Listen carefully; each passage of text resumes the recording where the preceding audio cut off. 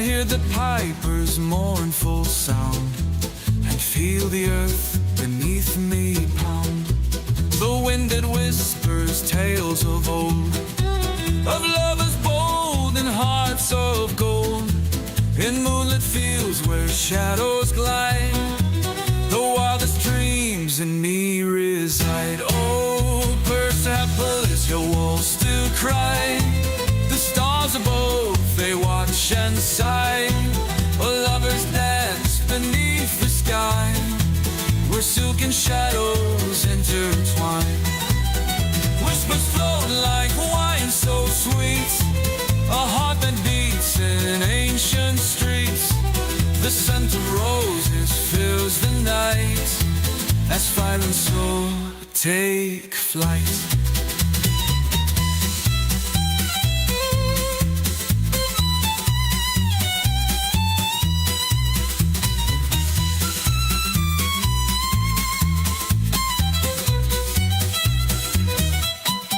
Through green and gold the rivers run, the morning light it kisses the sun. But somewhere far beyond the sea, your voice still calls, it's haunting me. In Irish winds and Persian sands, I feel your touch, the warmth of hands. Between the stars, between the sea, a love that's bound eternally. From Coke to Persia, through time we roam, two hearts entwined, one path, one home. The fiddle sings, the setter weeps, where love awakens, never sleeps. The fire burns, the winds may blow, but through it all we will not go. In every step, in every rhyme, you're with me still, across all time.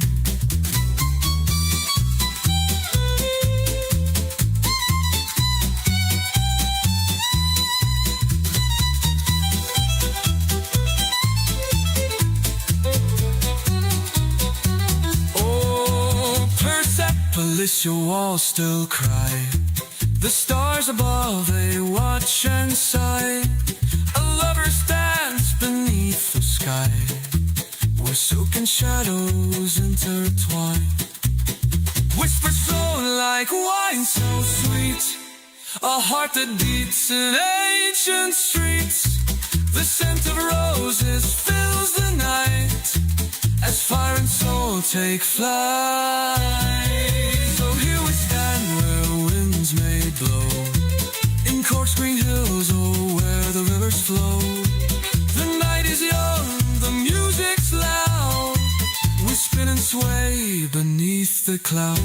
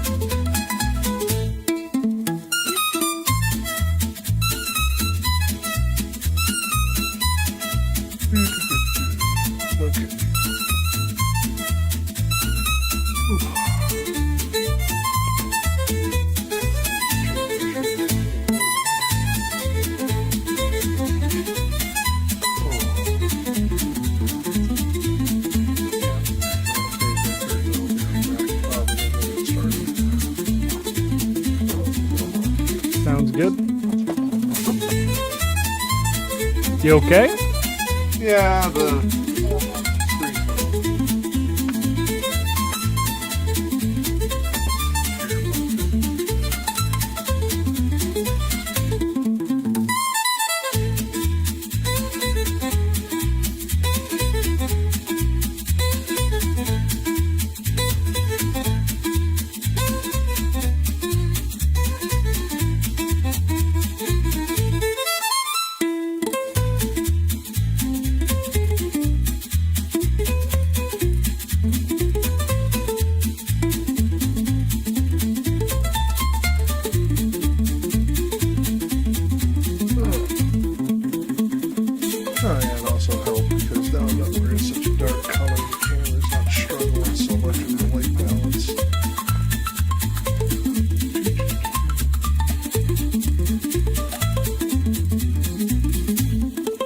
So the camera also works better with natural skin tone, so you could just take off the shirt entirely. I mean, with the angle that it is, technically I could, but not exactly the point of the reading. It'd be a different kind of Dante reading. We passed Rig 2 a long time ago. Like I said, it'd be a different kind of reading.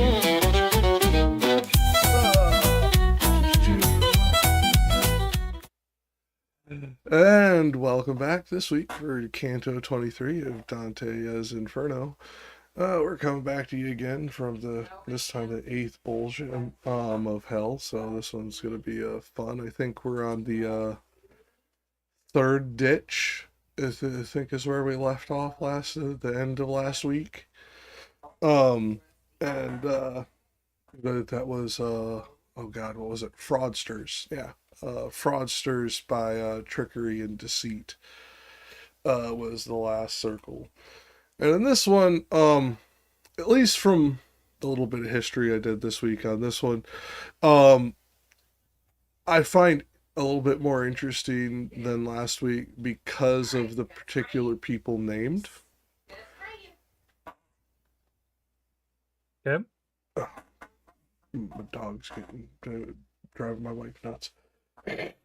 But because of some of the people named, and we get away from the surrealism that you if you remember I was mentioning last week about like how this seemed like Dante the author was trying to write about something that was so alien, so surreal, that he was intentionally pushing it to like almost unreal descriptions, to the point where he was trying to give people the sense of like vertigo and like uneasiness and unsettledness just from the basic descriptions of the environment, let alone the actions within. And then this one, we, even though we're deeper in hell, we're getting closer to Satan's ass crack. We don't see that continued. So for whatever reason, Dante the author chose that was the point where like he expressed that Dante the character's mind broke. Where what the fuck am I seeing? I don't even understand. This doesn't even make any sense. Type shit was going on. And I don't understand the significance of that. And when I look through the commentaries, they don't seem to focus on some of the things that I bring up in this, like, at all. And it seems like they didn't focus on that level of, like, psychological, like, intuition into, like, imagery, mainly because most of the commentaries were written more than 60 years ago. Like, I don't think they had the language necessary to express some of these concepts. Wait a minute, why is this being crappy? Okay, there we go. Just noticed that on OBS everybody was looking all kinds of funny. More than usual? Yeah, because for some reason you guys were under the reading window. I didn't even fucking move that. OBS being weird. Like Despy, like half your head was cut off for a second there underneath the side of the writing. I was just like, what the hell? I get it. It happens.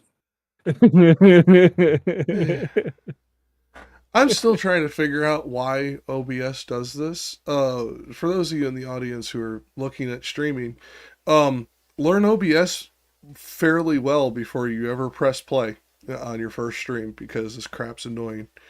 I have two different monitors, and if I move OBS from the lower monitor, which is at 4K, to the upper monitor that's at 1920, it actually changes the dimensions of what's projected in the layout on the screen. I don't understand that. Why would what resolution OBS is registering and depend what it sends out? Yeah, like, that doesn't make any sense. I should be able to put this onto a tiny screen that's only got 720p resolution, and it should not affect the output, but for some reason it does. That is weird. Kitty. But as we get into this one, we're obviously we're getting deeper to hell. We're getting, as I joked, we're getting closer to the exit of hell into purgatorio, and like we're getting more back into the real, and at least in my opinion, because again, I don't see any commentaries discussing this, so therefore I can't really back this up with scholarly research. I have the sneaking suspicion he's trying to point out the even the craziest, even the most evil, even the most what most people would view as the most like morally reprehensible are not outside reality. Like, so even if you are having trouble perceiving these concepts, even if you are having trouble like understanding why they would choose to do this action or that action, he tries to like bring it back to the real, because even though we're going into the deepest pits of hell, the place where it should be the least like earth at least according to Catholic dogma, the least like earth anywhere can be, he's starting to bring it more towards the real again. And I think that's intentional, because he wants the readers, at least in my opinion, to kind of understand that this could be you. The old expression there, but for the grace of God go I, is what he's trying to make his readers intuit. Again, it's my opinion. No other scholars like talk about this, but then again, they also don't talk about this level of like psychology either. Yeah. I don't know. It just like the one thing that always sticks out to me is like the more we read, the more fantastical it gets. It just feels like just not like we're descending, but we're descending into madness. Like where like you have the contrapasso, but there also seems to be an added layer of madness as you go down on top of that. Oh yeah, and that's what I was saying. Like last circle, we saw that surrealness, and now we're getting back to the real. I think you're right that is part of it. He's trying to express that. Maybe madness isn't quite the right word, but like I can't even think of the right word. Puppy, no, you just came in. Stop it. The lunacy. Maybe more what I'm trying to describe is just kind of like the juxtaposition between God, I can't think of the right word, and it's like short-circuiting my brain right now.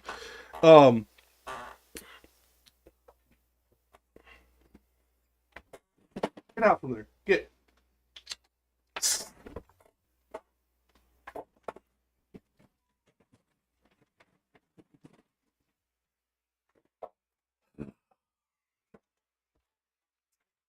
Animals, they're as bad as kids. I think we just found Jack's contrapasso. Yep. Come here, Barb. Yeah. You won't be bad when you're on camera. Good girl. And no, this isn't unless you're talking about my inability to find a word I'm looking for, yeah, that would definitely be a contrapasso of mine. That like the constant trying to grasp for a word that's just out of reach. Yeah. Ugh. That's Admirable nightmare fuel. Tantalus.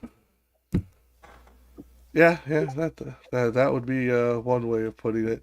Um, but madness is it's the juxtaposition between the surreal and the real is what I was trying to get at. But it's the word I'm looking Mm-hmm. for. I can't think of it. It starts with a P. The it's almost like the effect it's having on your brain than the madness itself. Like that level of perception of like how you would kind of be not real rationalizing, but like kind of like harmonizing and justifying this in your head of what you're seeing because this is so unearthly that you're not even sure if it's real. Yeah. Prestidigiously, yeah. Like it's almost like it's illusion. Like he's trying to draw the instead of madness, he's trying to make you decide if it's illusion or real. Oh, Yeah. prestidigitation. Well, prestidigiously, but yes, same root word. Right. I'm just. What is it? You said that, and it just reminded me of what is it? The D&D spell. I mean, Prestidigitation. I'll take it. Honestly, with the way that you kind of like articulated the word, I thought you were about to go into the sword in the sword in the stone song, but you know, close enough. No. I was literally thinking of that. What is it? The bard spell. I think it's Yeah. bard that does Well, that I mean, spell for it's prestidigitation. an arcane spell. It is, Prestidigitation can but be used by anybody who it's does arcane spells. But yeah, bards are the one who use it the most. Bards and illusionists. yes. But yeah, no, it's it I can't believe I freaking forgot the word because of that too. Because how much D&D I played over the years. It's like, uh, Right. but like the like honestly, when you stumbled over it and you said it again, you said it kind of like Merlin says prestidigitation before he gets into the song with the brooms and everything, like cramming into the bag as they're getting Oh, ready to leave the okay. hut. Yeah. Visual person, if you haven't figured this out, like I will instantly Mm-hmm. like picture whole scenes when other things happen. Mm-hmm.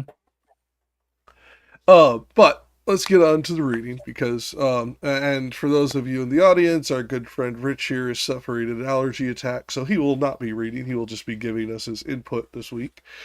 But silent, alone, and without company we went, the one in front and the other after, as go the minor friars along their way. Upon the fable of Aesop was directed my thought, by reason of the presented quarrel, where he has spoken of the frog and mouse. For Mo and Isa are not more alike than this one is to that. If we all couple end by end beginning with a steadfast mind, and even as one thought from another springs, so afterward from that was born another, which the first fear within me double made. Thus I did ponder on our account, our laugh to scorn with injury and scoff so great that much I think it must annoy them.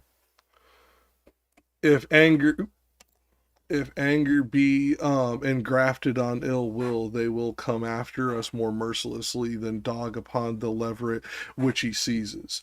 I felt my hair stand all on end already with terror, and stood backwardly intent, when I said, Master, if thou hidest not thyself and me forthwith, from Malebolge I am in dread. We have them now behind us, and I so imagine them I already feel them. And he, if I were made of leaded glass, thine outward image I should not attract sooner to me than I imprint the inner. Just for now thy thoughts come in among my own, with similar attitude and similar face, so that of both one counsel soul I made.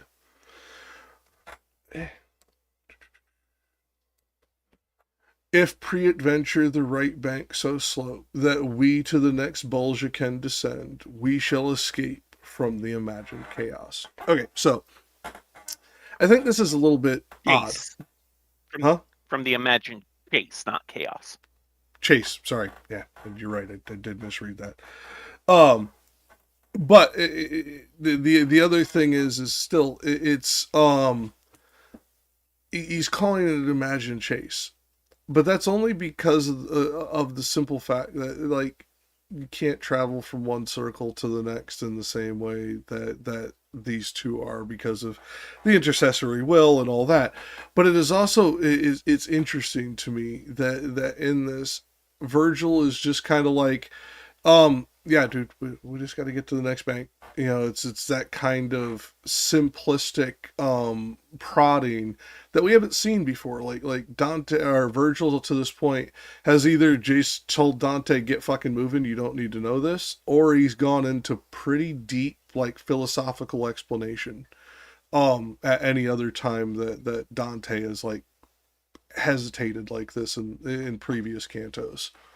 It is either literally shut the fuck up and move, or here's this great long explanation that kind of seems out of place in the middle of hell as we're walking through demons. So it's interesting that this is the way, at least to me, the way that Dante portrays this is it's just like, yeah, come on, we're almost there. It's almost like Virgil's playing Samwise Gamgee, and if Despy was producing this, I'd have a clip play right now. Just one more step, Mr. Frodo. Just one more. Because that's really what this feels like. Is it'd be it would be potatoes. Well, yeah. Mash them, stick them in a stew. That's the clip I would use. I mean, that would be the funnier clip to use. True. Mine was more in line with the story. Yours was better for the joke. And this is why you're the editor.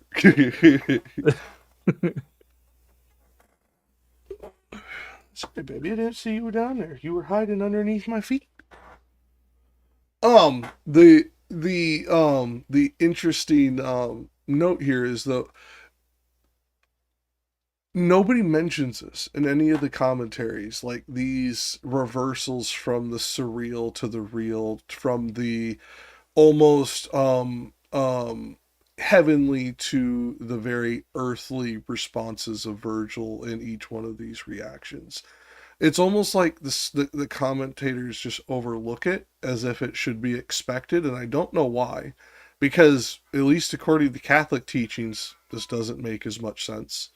At least from what I understand of 14th century and late 13th century Italy, this doesn't make much sense. So he's doing it for a reason, but I don't know why, and I can't find scholarly research that kind of helps me understand why. Oh, okay. So I was trying to figure out what the hell was meant by leaded glass, and I forgot that mirrors used to be made with lead before silver was the more common reflective material placed on glass. Leaded glass is what we used to do for stained glass, etc.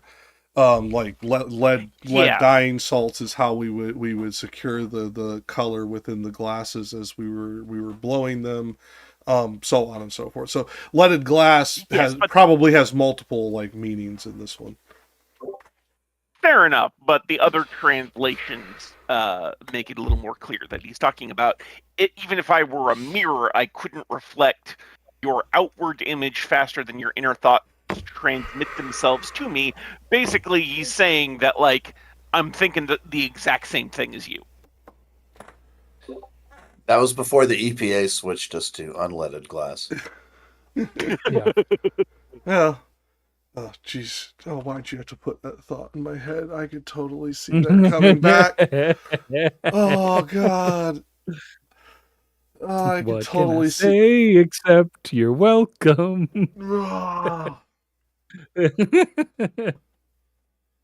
Well, like, just what we need is to add tetraethyl lead back to the frickin' gas. Oh God, why did you have to put that thought in my head, Rich? You prick. Because we're not far off from some asshole doing something like that.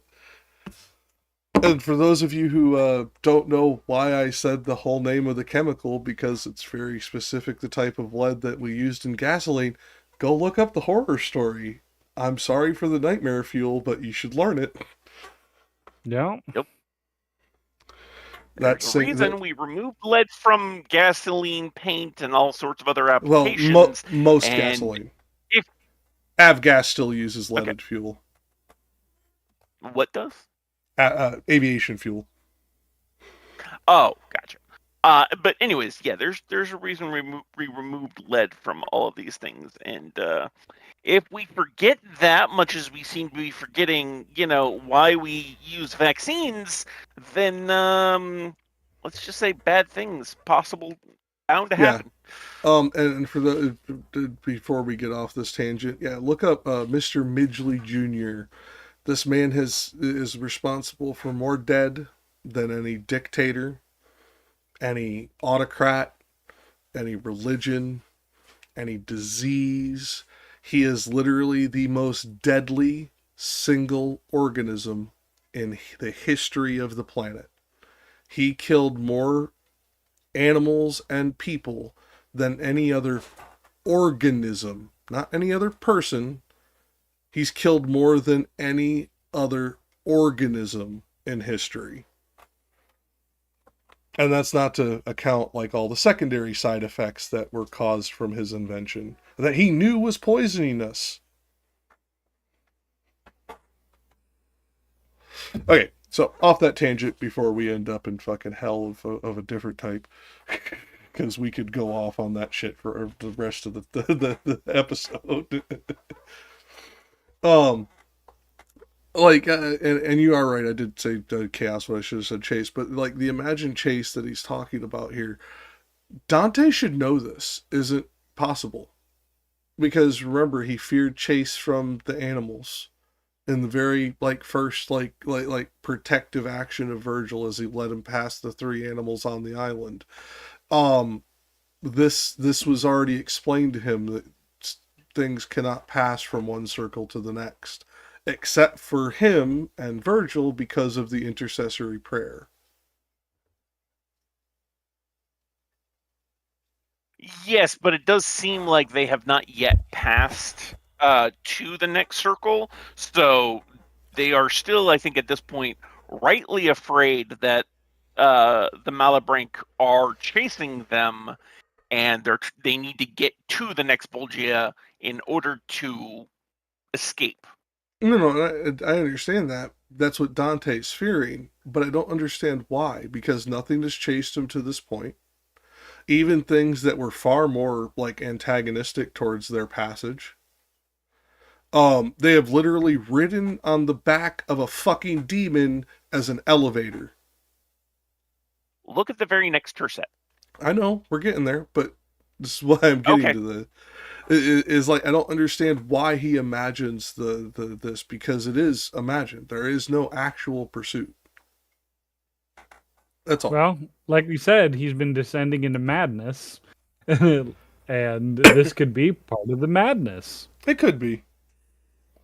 And perhaps that is just suspected by the majority of the commentators, and that's why they don't ever comment on it. It's just expected that that's what everybody would assume. But again, it just seems odd. Dante doesn't seem to do, I mean, he could, because we don't know for certain anyways.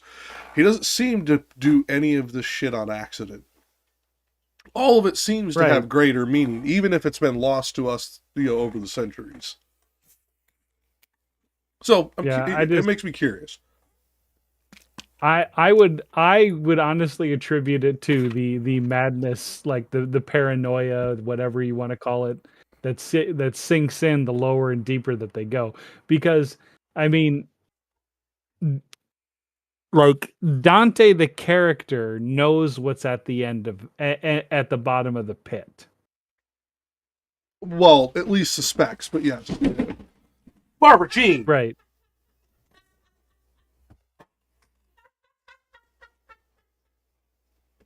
Be right back.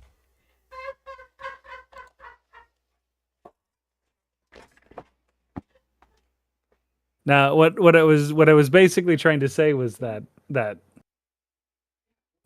Dante, the character, now traversing this far down into hell, realizes that he's getting close to that there's going to be somebody here near the bottom, and that proximity is something that I think that is causing the madness in him. Yeah. I mean, I think it makes sense. That very well could be the case.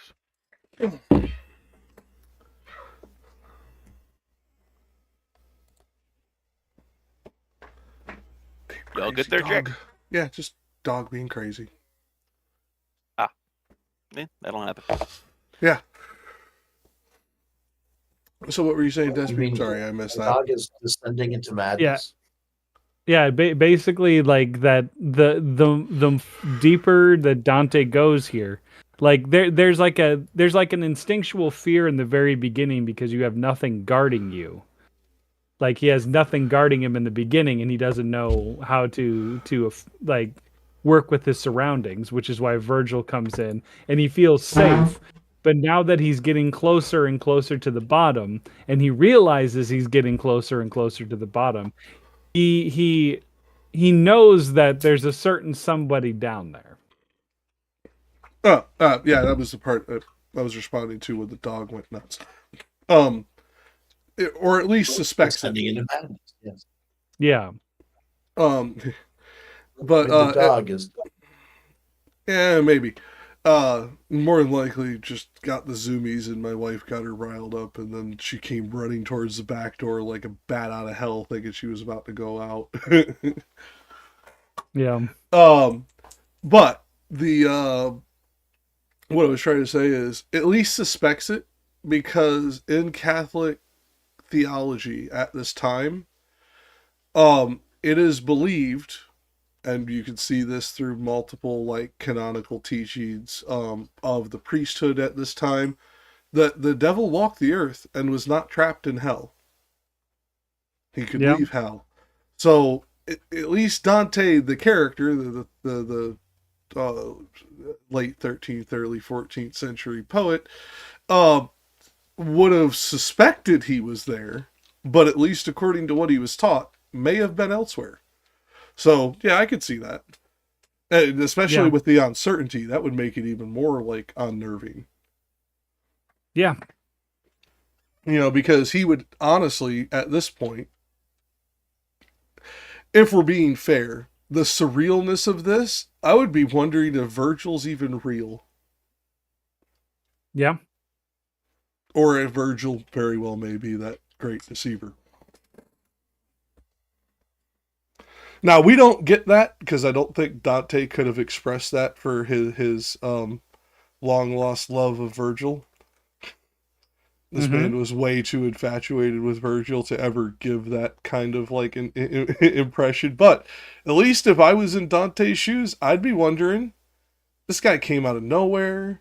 He seems to, like, command the fucking, the people of hell with the flick of his wrist, etc. Like, I'd be questioning shit. I can see that.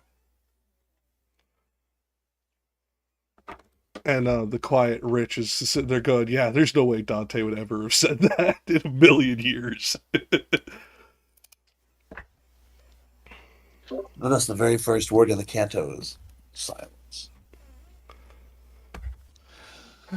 Yeah, and silence would definitely be unnerving after everything to this point, too. Thanks for pointing that out, Rich, because I didn't even think about that. Utter silence would be unnerving after everything they've gone through up to this point. Mm-hmm. I hadn't even considered the sudden like absence of noise like that. Well, especially, I mean, today. I mean, it's one thing. Like, I don't know if anybody's ever been walking out in the forest at night, like in the dead of night, where You can literally run into a tree and not see your hand in front of your face, sort of like darkness inside of a forest. There's noises all the time. If the forest goes silent, it's fucking scary. Yeah, and I just hadn't thought about it because obviously we're not there to hear what they're hearing. So like the sudden absence of noise didn't register on me, because silence in position of where it is in the canto could have just been they weren't talking. Honestly, like so I didn't think about it in juxtaposition with the rest of the environment suddenly going silent, like a predator's coming through the woods. Mm-hmm. Yeah. Because Jack, you know what I'm talking about, right? I do. When you're out and everything goes dead silent, you don't hear a frog croak, you don't hear a grasshopper, you don't hear a cricket, you don't hear nothing. Well, that's why when you said it was instant with me. I'm like, yeah, that freaked me the fuck out. And like, I know like bushcraft and shit like that, where I could survive out in the woods and probably deal with like most predators that would come my way. That would still freak me the fuck out. Like just the unknown of what's coming. Yeah, that'd be freaky as fuck.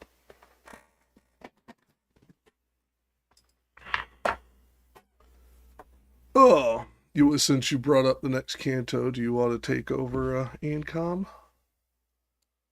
Sure. All right.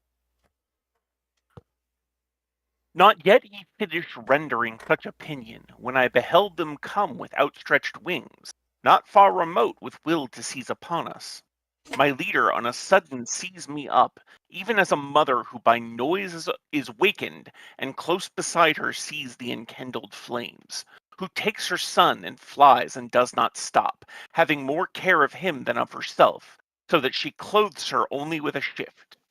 And downward from the top of the hard bank supine he gave him to the pendant rock, that one side of the other Bolgia walls, ne'er ran so swiftly water through a sluice to turn the wheel of any land-built mill when nearest to the paddle as it approaches. As did my master down along that border, bearing me with him on his breast away as his own son and not as a companion. Hardly the bed of the ravine below his feet had reached, ere they had reached the hill right over us, but he was not afraid, for the high providence which had ordained to place them ministers of the fifth mote, the power of thence departing took from all. A painted people there below we found, who went about with footsteps very slow, weeping and in their semblance tired and vanquished. They had on mantles with the hoods low down, before their eyes, and fashioned of the cut, that in Cologne they for the monks are made. Without they gilded are so that it dazzled, but inwardly all leaden and so heavy, that Frederick used to put them on of straw. I think that's a good stopping point. Yeah, and like, especially because now we have to determine which Frederick they're talking about, and at least in this time period, they are talking about Frederick II, who was still alive at this particular point in history. And Frederick II, for those of you who are unfamiliar with your Holy Roman history, was the I want to say 13th great Holy Roman Emperor after his throne was usurped, and he was basically made like outcast for many years of his young life when his father's throne was stolen from him. And Frederick Barbarossa. It is worth noting. Good. It is worth noting that Frederick II was actually dead by this point. He died in 1250. Oh, I could have swore. Okay, you're right. I could have swore that was his birth year, but it was the other way around. My brain this morning. Yeah, 1194 was his birth year. And then he lived to 1250. The reason I should have remembered that, never mind, it's not important. I should not have reversed it the way I did. Because you read the note on that about Frederick? I'm not in the spreadsheet, so no, I did not. But go ahead and let us know, Frederick Rich. was said to have punished traitors by wrapping them in lead and then throwing them into a hot cauldron. Yeah, that makes sense, amongst other tortures that he did. Frederick II was not a kind man, let's just put it that way. Years of assassins trying to murder him made him a rather, let's just say, precocious leader. Oh, that Frederick and his antics. Well, I mean, when you compare... I'd like to think he thinks outside the box. Well, when you compare him to his father, like, they're night and day. But Frederick I had a very different life than Frederick II, who for like the first, like, I think it was like 15 years of his life, was on the run from like multiple people who were sending fucking assassins after him. Mm-hmm. So living your entire childhood like on the run, that has to change somebody. Like, just like, Yeah. I can't say exactly how, but it has to do something to your brain. Like, that would be fucking traumatizing as shit. Okay, now going back up a little bit ways, where the way that they're talking about the way the hoods are down low, the monks of Cologne were famous at this point. Like there's multiple other authors from this time period that references this.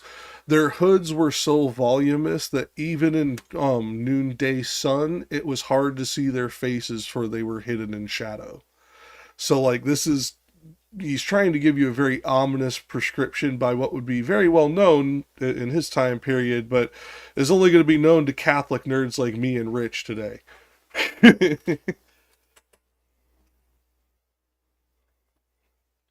And if Rich remembers this or not, it'd be interesting to figure out. But there's even a time period where one of the popes had one of the monks pull back their hood because he could not see his face when speaking to him, and that was considered disrespectful to the pontifex.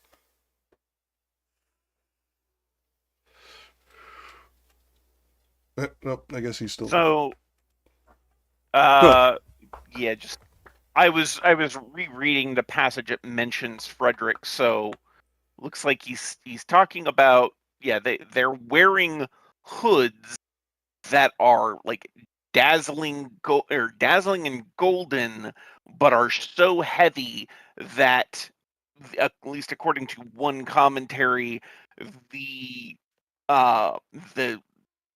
wraps that King Frederick would use to punish traitors, which were made of lead, Way were less. were in comparison as light as straw. Yeah. And that, let's just be honest, in this time period, the priesthood was, shall we say, indulgent? Is a charitable way of phrasing it. Considering this is one of the worst times of simony in the history of the Catholic Church. Mm-hmm. Yeah, there's another note when it's talking about, all the good cowls that the monks wear at Cologne. The monks at Cologne apparently decided they didn't want to wear like modest clothing anymore, so they asked the Pope if they could wear scarlet robes with silver girdles and spurs. To punish their pride, the Pope commanded, on the contrary, that they should wear especially ample robes of very common material. I actually didn't know that history as to why they wore the extremely voluminous, like, burlap robes, but that makes sense. Right. I just knew that they did wear that shit. Like, because I've seen the drawings and all that stuff from, like, missionaries and pilgrims who came through the area and would, like specifically mention the friar monks of Cologne, because they were also the ones who gave out the weekly, like, alms to the poor that were collected. And Dashby can explain this a little bit better than I can. Those alms, that was the lifeblood of, like, most of these communities. Mm-hmm. Yeah. Oh, well, let's hope for more than just it. Yeah, but well, it's just because most people don't realize this is like at this time period, pretty much everywhere is what we would today call rural. Even just outside like major cities is like lots of farmland and like very poor areas. It's like it was a different world. Like everything was was pencil-tucky, so to speak. Yeah. No, you're right. You're right. I don't know. I don't know how much more I can add to it. Well, just because you understood the farmer side of it is where I thought you'd go with it, but that's fine. Because farmer communities in this particular time period, 75% of all their crops went to their lord, and then they had to give it 10% of what they had left to the church. Yeah. Which means that you had to grow. What is it? Your 15% had to be enough to subsist off of, as well as barter. Mm-hmm. Yeah, so this was the alms were pretty much what kept their kids from dying of starvation. So yeah, the monks would have been highly regarded in almost every community in this area of Europe because they were the ones who handed out the alms. Like even if the rich nobles were giving the alms as far as like actual like money and goods to be given out for this this churchly endeavor, it was the monks who handed it to the peasants. Mm-hmm. The thing is that like this is also it's very very common in what is it like in feudal areas throughout the world. Like I don't think people realize how much infanticide actually was a thing until what is it like they stopped taking like all of the crops from the farmers. Like yeah, like people think it was a lot more common. Yeah, people think about leaving your child out in the woods to the elements. Oh, that's all like the Spartans and all that shit and like thousands of years BC. This didn't stop till like the 1600s, people. This was like very very common. Why do you think the story of Hansel and Gretel is something that wasn't like something of like ancient history? Because it was a common practice. Yeah. It was a very common practice. But most of our viewers, if they're not history nuts, if they're just literary nerds, they're not going to know this. It's wild to think about because of how we teach history. We don't teach this part, even when we go over this portion of history that, infant mortality was at something like 65% at 6 months. And 50% before the first year. That was if you didn't include the infanticide. If you included the infanticide, both these numbers jump up. So like, yeah, this is one of those things that like, if you have not studied this portion of history, we don't teach it. You have to actively go looking for this because we're not going to teach you this shit in high school for some damn reason. We used to. Well, let's be honest. The reason why people don't want to teach this, or they don't teach this, is because it makes Western values look bad. You may be right. No. Here's the thing. You may be right. Think about it. No, and I am. And this is the thing. I can admit that you may be right with that one, but I don't want you to be. Right. Because the thing is at least in my opinion, it doesn't make Western values look bad. It shows that we were in the same kind of economic and material condition plight that pretty much everywhere in the world was at that point in history. That's all. Yeah. No, what I'm trying to push back in is the fact that people make the racist argument that Western values were like this ideal that's put on a pedestal, and this it makes would us look put that equal. to shame. Yeah, it puts us, it makes us Right. look equal. Like Yeah, the that's it. samurai. Yeah, and that's one Despy could that- definitely expand on. Pardon? And Rich said like with the American samurai. samurai. Oh, American Yeah. samurai. Okay. Oh no. Well, samurai families didn't practice infanticide as much as the farmer class did. The farmer class did it like quite literally. You would need to have 6 years of consecutive good crops to not kill your child. Like they have a particular a ceremony here that if you look at it at face value, it doesn't look so bad. But if you look at it from like a historical context, they have what's called the Shichigo-san, which is like 7, 5, 9, 3, and it's all different like stages throughout a child's like growing up. So like 3 is when they can start growing their hair, because from the time that they're born until they hit 3, they shave their heads. When they hit 5, they can wear pants or the hakama or whatever kind. They're allowed to wear pants at that point, and that's considered a stage up after that. When they hit 7 is the age that you're accepted as a member of the village. So at that point, there can be no infanticide. But up until that point, then anything's on the table, basically. Mm-hmm. And if we I also look wanted at the, go ahead. Oh, sorry. No, it's the late Oh, comments. You're good. sorry. I was going to change the subject. So if y'all are Oh. still on this, Well, this one's quick. You can actually see this in the practices within Europe, where the coming out ceremonies of debutantes and aristocrats in the 12th and 13th century was around the age of 10, and most other people outside of your immediate family would have never met those children before that day. Other than that, go on. I actually missed how we got onto the subject of infanticide, but I wanted to point out Because of farming that... and the alms of the monks of Cologne. Oh, okay.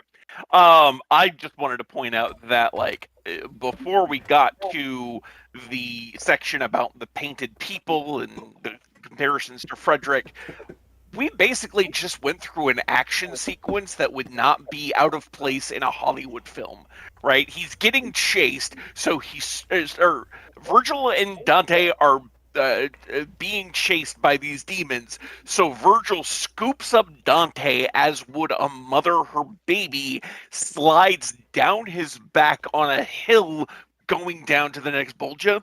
Like, the way it was described was kind of flowery, but if you actually go through and like imagine it, it's very action sequency, and I thought that was interesting. I mean, you're not wrong. I just didn't think much of it because it's mirroring. Oh God, what's the name of that fucking saint now? There's a saint who was famous for protecting a particular child, and running from like hunting hounds, and very much mimics the scene that's described in that. I forget the saint's name now. I was going to say, our Saint Encyclopedia, Saint Rich, might have a clue here. There's so many fucking saints. If he remembers this, I'll be shocked.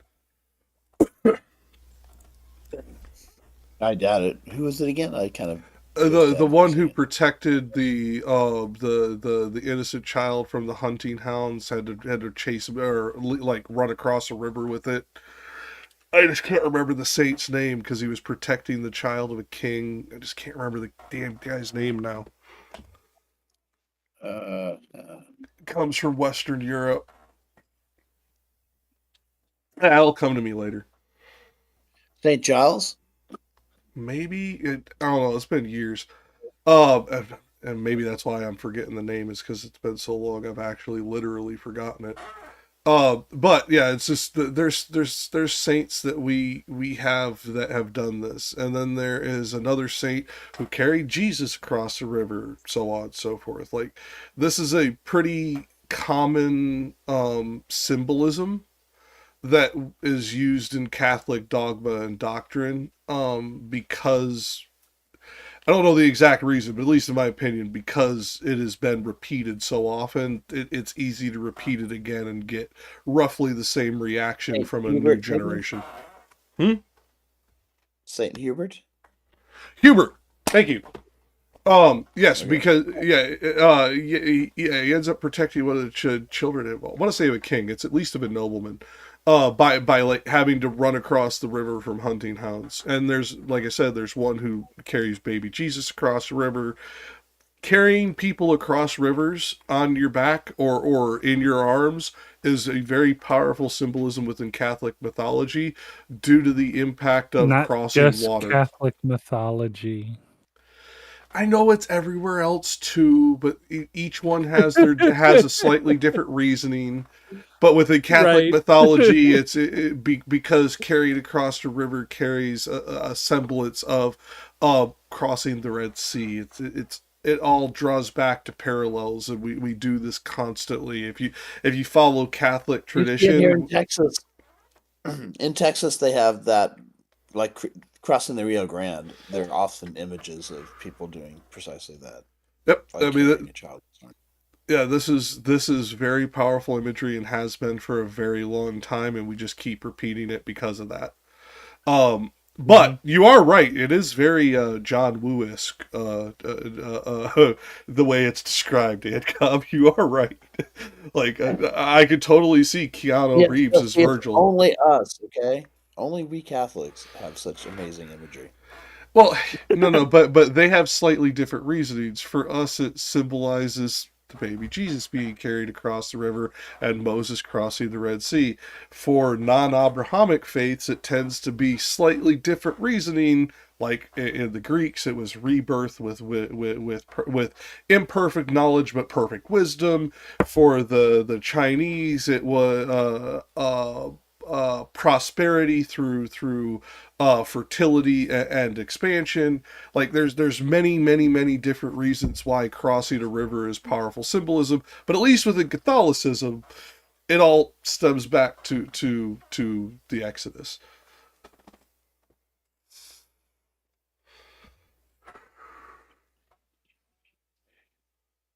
And in Judaism further back, but we don't go that far back in Christianity when it comes to some of this stuff, or at least we claim not to. I can't say for certain that we didn't start from the same thing. It probably did.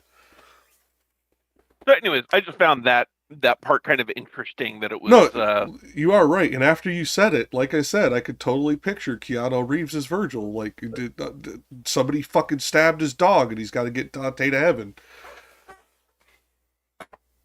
Yeah. But before that, he went, Well, whoa. technically, in this case, it was they escaped to an even deeper pit of hell.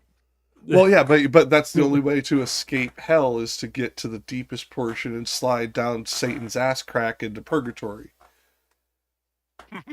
Yeah. Hence the joke at the beginning. Slide up Satan's ass crack? No, purgatory? no. You still slide down. Gravity has no meaning. Yeah, right. No, but I'm just saying, like, well, if gravity has no meaning, then I mean, well, but this one, it's like down. you're technically going down his ass crack, but somehow that is a dimensional shift into limbo on your way to paradise. I didn't make this shit up. The Catholics did. I don't know what to tell you. How dare you? Like, if I made this shit up, it would at least make some sense. Like, this is just like Dennis Leary could not have come up with a more fucking crazy feat. Hunter S. Thompson's looking at this shit like, that's a bit much.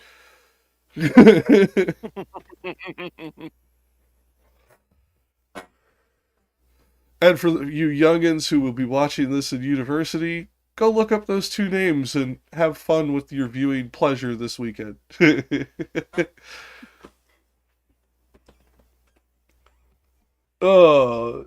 But okay, yeah, going back to this, because we did go off on a little bit too much of a tangent there. yes, the reason we went off on the infanticide stuff was the Friar Monks of Cologne. This was the particular sequence of Virgil, like going, oh shit, let's get the fuck out of here.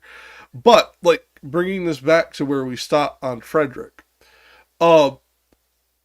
Notice Frederick isn't in hell.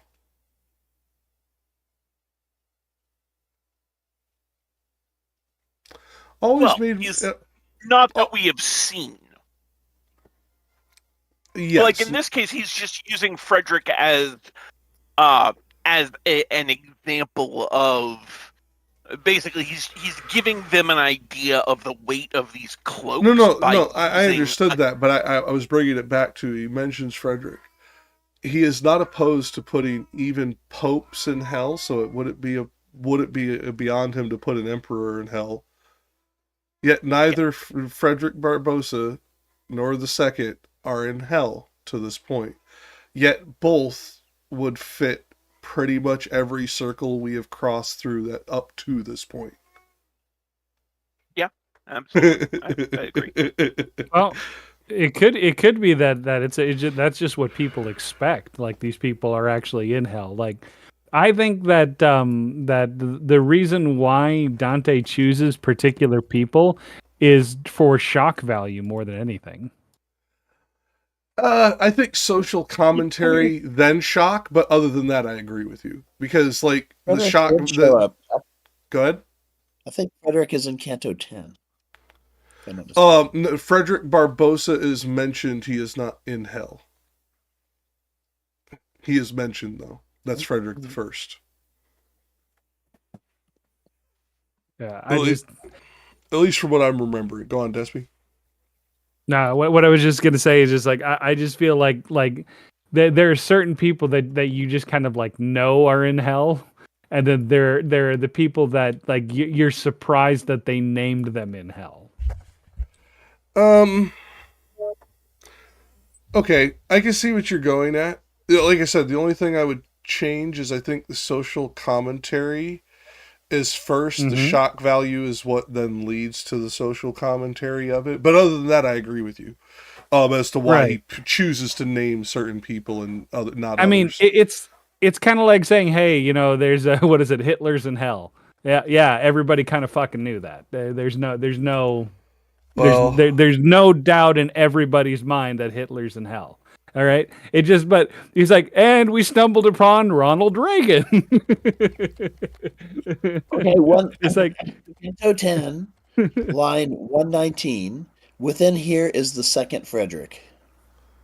Yeah, but it in the Inferno, I understand that, but it does not say that he is in hell.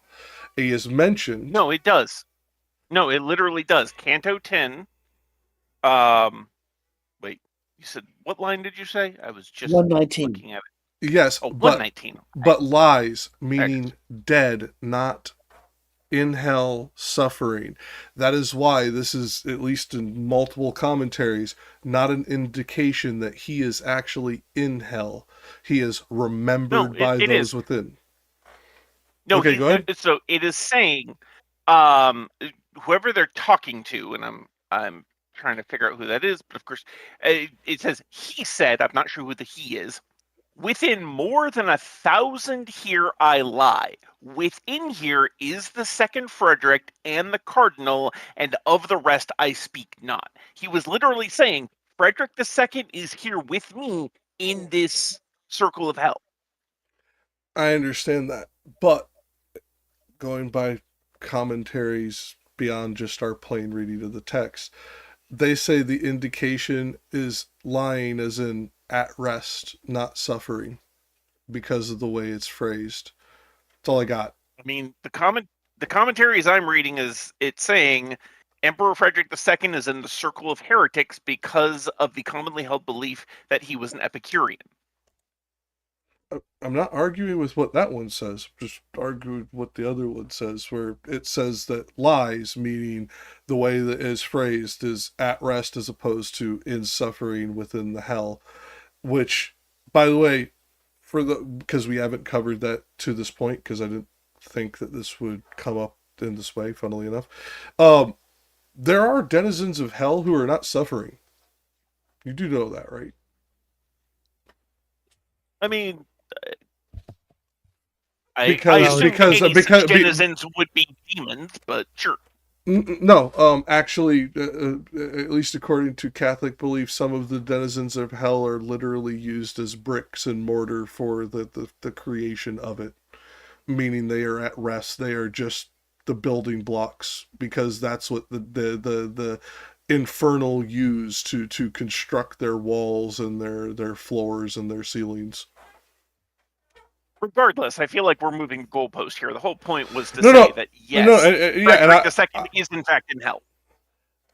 I would Whether or not argue. he's suffering is not necessarily material. Well, it would be for me, because if he is one of the bricks, that would indicate that he is not actually damned to eternal punishment. He was one of the ones who was fully annihilated, because during this time period, the Catholic Church still taught about annihilation as one of the possible outcomes after death. I mean, I feel like if you're using the substance of a soul to build the structure of hell, I don't know if that would qualify as being annihilated. Like, maybe you're not actively being punished, you're not going through a contrapasso, but, you know, spending eternity as a brick has to be, you know, some form of punishment, I feel. If you were conscious. I mean, we're talking about hell here, so everything is a soul. Yeah, no. Annihilation, your soul, your eternalness is destroyed. Okay. Rich, can you help me with this one? Because with annihilation, once annihilation is done, that basically means like your soul body is what's left over afterwards. yeah. Basically, think of it as the second death. Yep. It's not even used against the most evil. Like, annihilation was just something that could happen as one of the outcomes after death. Mm-hmm. Remember, Catholics are fucking weird. We have changed our shit a lot over the years. like just in Rich and Mai's lifetime, the Catholic Church has changed dramatically. Imagine what it was like in the 1300s and 1200s. But yes, at this time, the Catholic Church still taught about annihilation, and if your soul is not in heaven, not in purgatory, and not in hell, you don't exist. You have not been punished. Yeah. You have not been judged. You are just gone.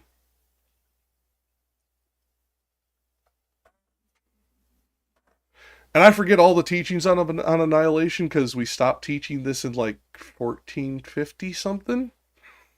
It's been a long time. Like, even Shakespeare didn't live in a time where this was still taught.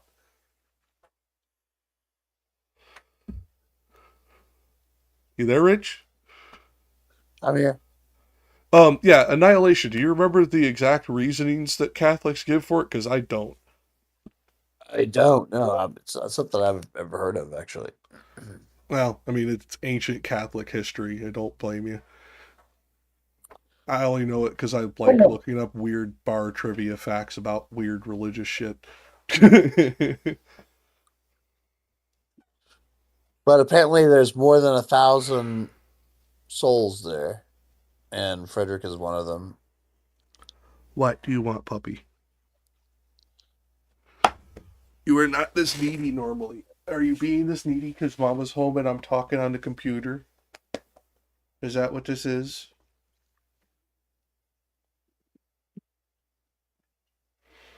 This is my Velcro puppy. Although she's not as Velcro as yours, because if I let her, she would live in the yard. And that's because she has to bark and chase everything. She has to bark at all of her friends in the neighboring yards, and she has to chase every bird, no matter how high it's flying over our yard, as if she could catch it.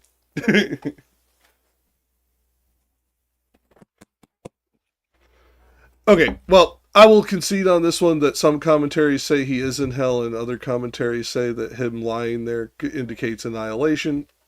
Either way, I find it interesting that this is put in this way, because at least by, like I said, the way that it read to me, didn't put him in hell. It put him as part of the construction from the ancient Catholic beliefs. That could just be me reading into it, though. But at least other commentaries read into it that way as well. So at least I'm not alone in this misunderstanding if I am wrong. Fair enough. I mean, I'll admit that I could be wrong. We all could be. This motherfucker's insanely smart and he wrote a bunch of wild shit. For all we know, motherfucker was eating ergot with every meal. And this motherfucker lived in a constant state of tripping balls. I mean, happened to multiple people in frickin' New England. Yeah. And gave us some of the craziest writings of the early 1900s. So, I have no proof of that. That is entirely supposition to any of you who are watching this for school. Do not use that on a test. Your teacher will look at you like you're crazy unless they're a historian and understand the implication that you're saying.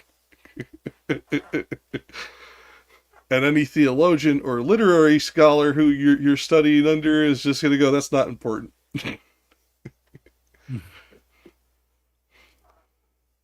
And yeah, Despy's laughing because he knows I'm right. They wouldn't give a shit about the historical context. They'd only care about either the literary context or the theological context, and the rest would be ignored. Yep. So unless you're in a history class, don't use that. For anybody who's watching, pay attention to this. Don't use that on tests. You will get the answer wrong.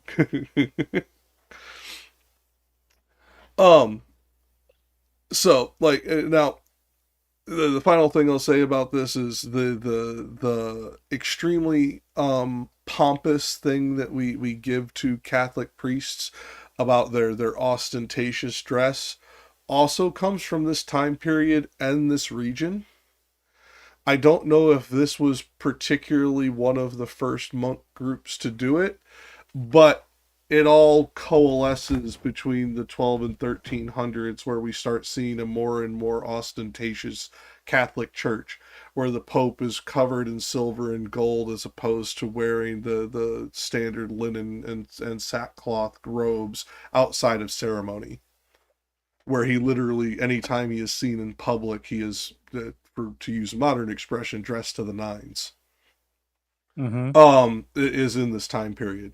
And it makes me wonder if this is Dante's social commentary on that practice becoming more common, because we all comment on it still to this day. It wouldn't surprise me if they were doing social commentary on it as it started. And with that, now we're back to where we were in the story and off of our tangents. Despy, would you like to pick up? All right, and I'm reading from They Had on Mantles. Everlasting fatiguing? Wait, hold on. Okay. Hold on, let me make sure. Yeah, everlasting.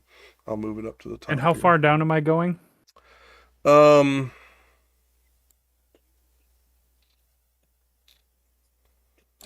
Down to do not disdain. I'll move it as you need it.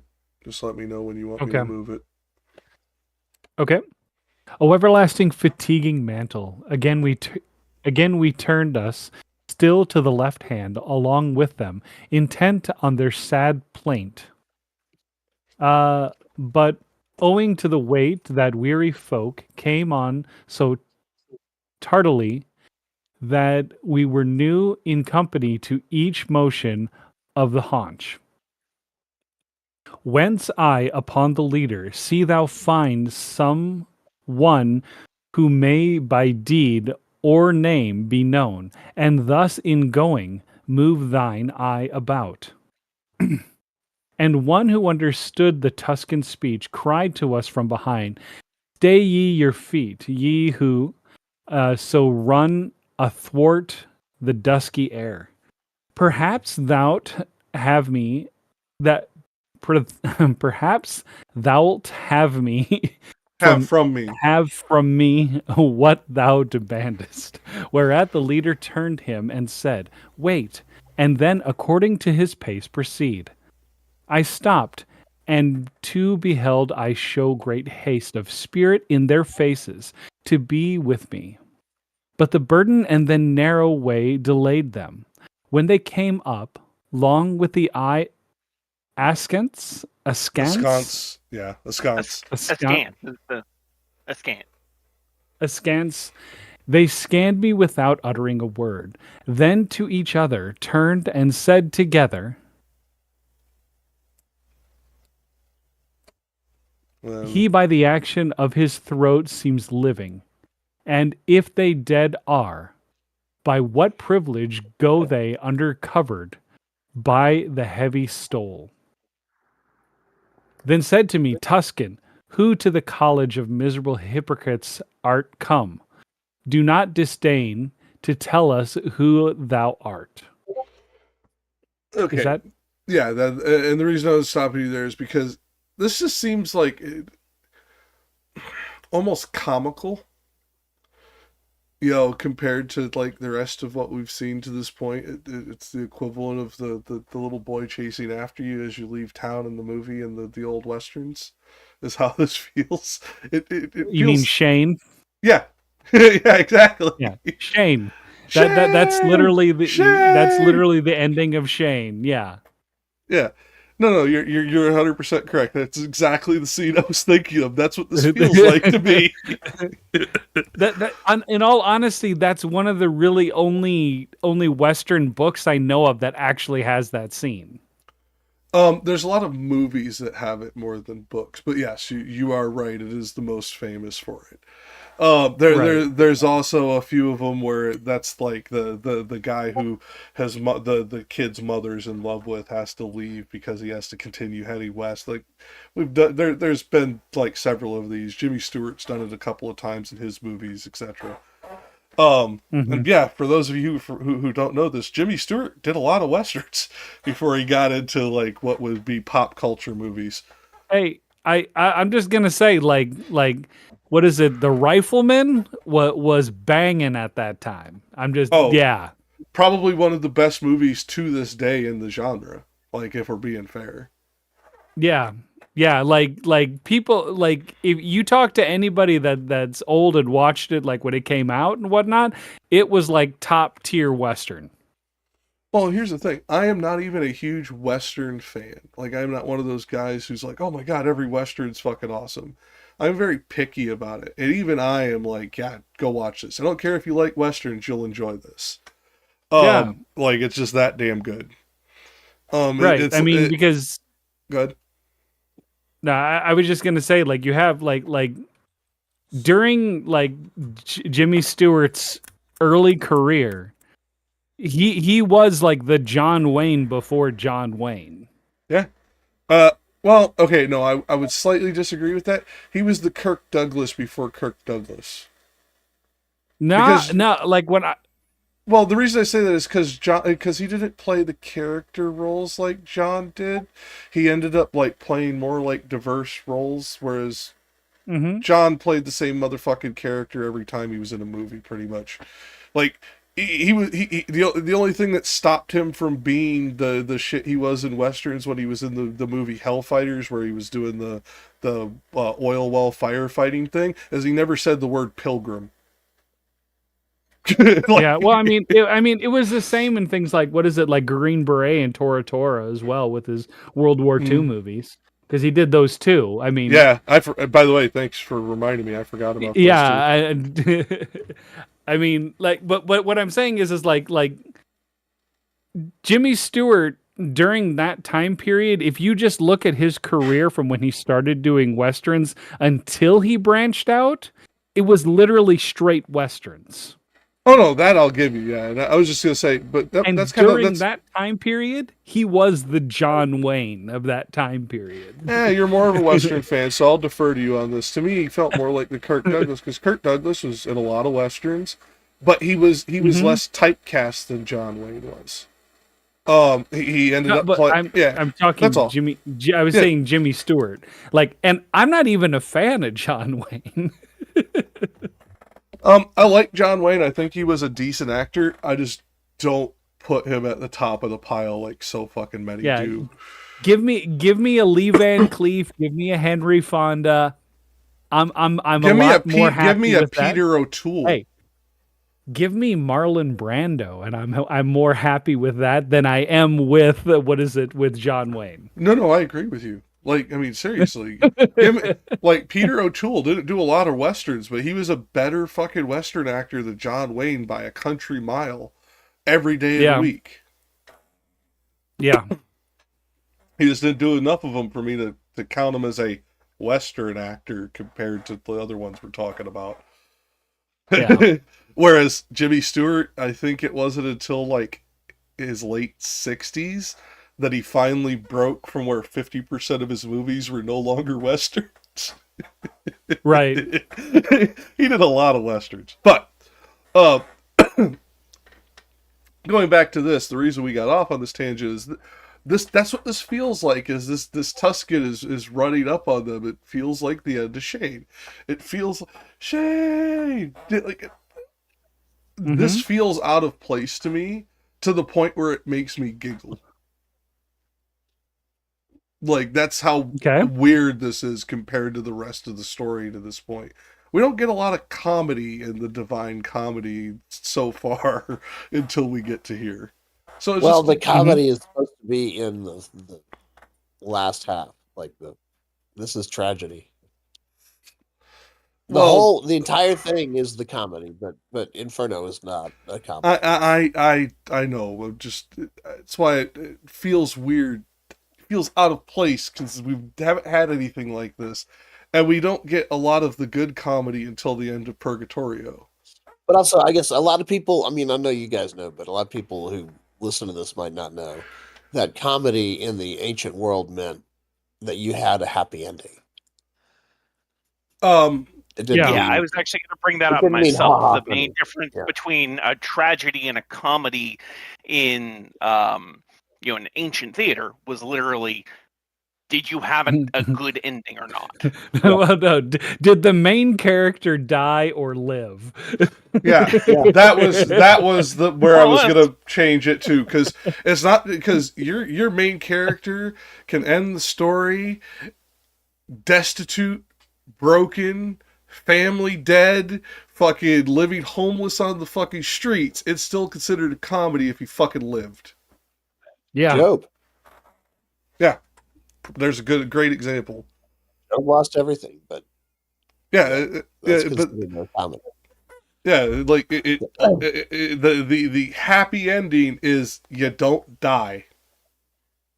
Yeah. Yet. Well, we all are going to die eventually, but that's another part of the story that. Hey, I was just listening to that. To that Shatner song. You're all gonna die. Yeah. Okay. Fair enough. It's just I was listening to that song. To juxtapose this to what is it in East Asia? Well, specifically Japan. Before the Edo period, in any of their stories, if you saw anything supernatural, you were going to die. That's literally how all the stories ended. If anything supernatural happened, you basically died. It wasn't until the Edo period where they actually rewrote that. Or you have to go back so far into their prehistory that you're basically talking like even pre-tribal days. Like it was a very long-running tradition in a lot of Asia. If you saw something supernatural, you were about to join the supernatural. Right. One of us. No. I've seen that sort of storyline reflected in Western media, where someone sees a ghost and it's an omen that they're about to die. Oh yeah, I mean this is a common trope in pretty much any culture that has a concept of the supernatural. Seeing the supernatural is either very good luck or very bad luck, and there's not a whole lot of in between. if I remember correctly, it's also the same for the Qing dynasty in China as well, before the 1500s. Oh, Like most of this, for a long time before then. Like well, we're yeah, going back but to I like mean, we're going back to but we're before talk- the Middle Kingdom era even. right. But what I'm saying is like you have writers like Pusong Ling that completely like rewrite exactly how, what is it like how the fantastic is interpreted within China and happens around the 1500s, where he completely like uproots like the traditions. Oh yeah, yeah. I wasn't disagreeing with that time, the end time period. I'm just saying this goes so far back. This goes back before even their written history. Mm-hmm. And Yeah. China's written history is really fucking old. Yeah. Like it goes back a long goddamn way, and this goes back before then.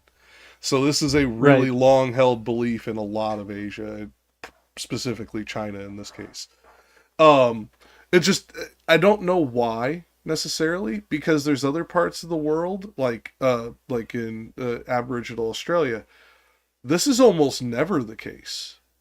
Seeing the supernatural is almost always neutral or a benefit. It's almost never like negative in this way, where it's like, oh, you're about to die. Like that's just not it. So like, Well, it but makes me wonder we're- why certain cultures did it this way, but I don't have the anthropological Hey, knowledge. I got an explanation for it. And this is what we were talking about before you went live, about Oh, cool. collectivism versus individualism, in which if you are experiencing something that everybody else is not experiencing, you are no longer a part of the collective. Okay, no, I mean, fair enough. That could be. Well, I have the sneaky suspicion that's probably part of it, because, I mean, obviously societal like implications are going to be heavy in any kind of like folklore like this. But I also wonder if it might be like region specific for like climate. Because, like, for example, we see most monotheistic religions in desert regions.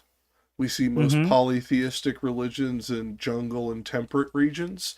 I'm wondering if there's some like correlation there as well. Is where my mind went when you brought up the question. But collectivism definitely could be another input factor, 100%. And I wonder if maybe if we dig into this, obviously not right now because it would be way too long of a tangent. Right. If we dig into this, we may find a correlation like we do with monotheism, with collectivism, with the kind of like climate that we're in. If we dig into this a little bit deeper, and I never really thought about trying this with the anthropological side of it, but I'll get back to you next week, chat, because this is definitely this is definitely one I will dig into, because it's one of those things that there are a lot of things that we make assumptions on, because this is how it's been taught for hundreds of years. This is what this does, and this is why they do it. But as we learn more, sometimes we find out these causes predate that, and those are the harmonization for why they've been doing it for so long. And I wonder if this might be one of them, like with polytheistic versus monotheistic religions.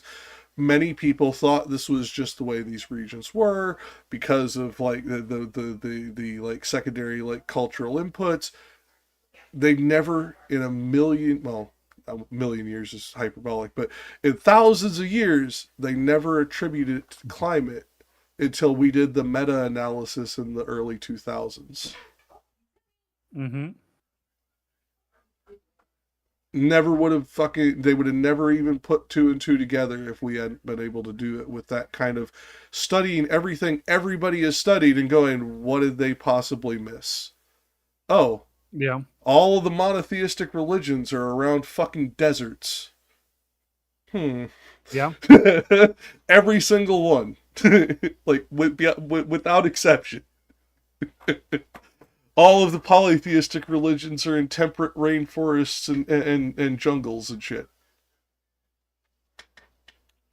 I can't say that that's exactly the cause, but that's a hell of a strong correlation when it's that freaking, like, exclusive. Yeah. And I wonder if this may be one of those things, too. because of like how far back it goes in so many cultures, it may go back before the harmonizations we've come up with.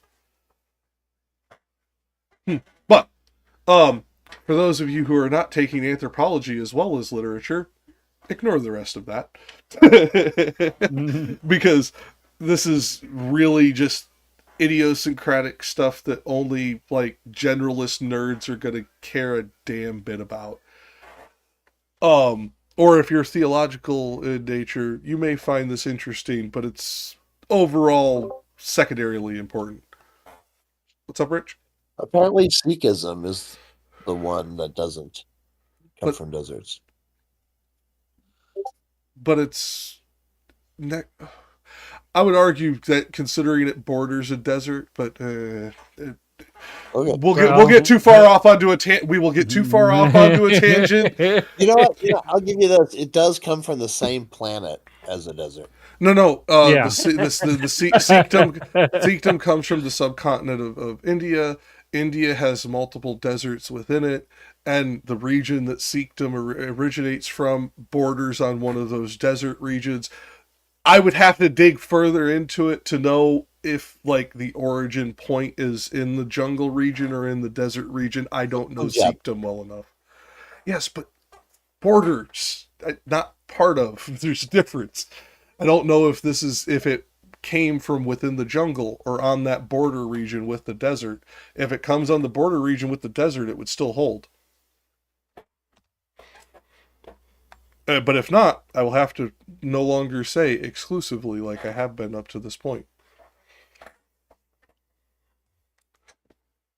That being said, I'll pick up the reading here again in a second. I wanted to go back just a little bit.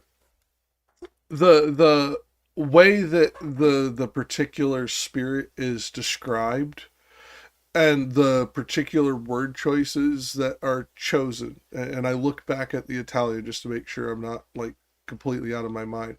He did use archaic wording, so I think he's trying to indicate that this spirit is much older than Dante and Virgil.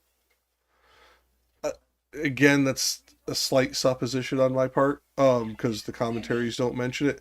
But the person speaking to Dante and Virgil is using antiquated version of language, as opposed to the modern, like, colloquial speech that Virgil and Dante use throughout the rest of their speech.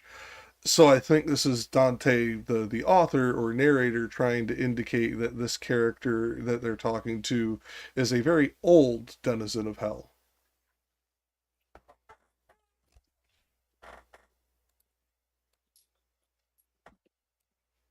Unless Ancom's about to correct me. And no, they use this obsolete form for like an extra 100 years. Sorry, give me just a second. I was distracted. I'm trying to find the area where you're. When the Tuscan is running up to, when the Tuscan is coming up, in the Longfellow, stay ye your feet, ye who run so athwart the dusky air. He's using like an antiquated modality of speech. And I looked at the Italian, and it seems to be there as well, because it seems to be closer to the Latin roots than even 14th century Italian. What was the line? Because the numbers are messed up, I don't know specifically. Somewhere in the 90s. It's what we just read, where the Tuscan was running up to him as they're leaving. The scene that Despy and I brought up the Westerns on, and the guy running after him saying, wait. Sorry. Jane! Let me look at it on your screen. It's in the 90s. I don't know exactly where, because like I said, I didn't fix these for this week. Yeah, no, just what's the like? Give me the line that you're. Oh, cry to us from behind. Stay your feet. Got it. Give me a sec. I just need to look at the actual. And I went to this. I went to the same spreadsheet that he's about to go to. Chat. I just don't show it because it shows our email addresses and shit like that up at the top. So like this is what. Yeah, I figured this out, that those little hashes in the URL, with the right tool, you can find everybody's email address who's connected to the document. Oh, yeah, I see what you're saying. Okay. Yeah. Anyways, okay. So the line "Stay ye your feet" is actually line 77. But anyways, Oh, okay. Then my numbers are way off because I must have blown this up yeah. more. All good. So, and one who understood the Tuscan speech cried to us from behind, "Stay ye your feet, ye who runneth thwart the dusky air." So, tenete piedi. See what I mean? That it's closer to the Latin roots than the Italian. Yeah. Now this is complete supposition on my part because as far as I could tell, no commentator mentions this. It's worth noting here that What line is this, Anko? there's 77. there's no single, or rather, up until a few centuries ago, there was no single Italian language. There was Venetian and Tuscan and Florentine and all of these others. No, I understand because, that, and it could be one of those subdialects, but at least from what I'm seeing, it looked closer to the root Latin than the Italian that I looked at around this. Let me look here, because and that, by the way, chat, this could be my bias because I know Latin, and I don't know Italian. Tenete piedi, voi che correte se per l'ora fosca. See how it's so overly proper, and it uses the ecclesiastical grammatical structure.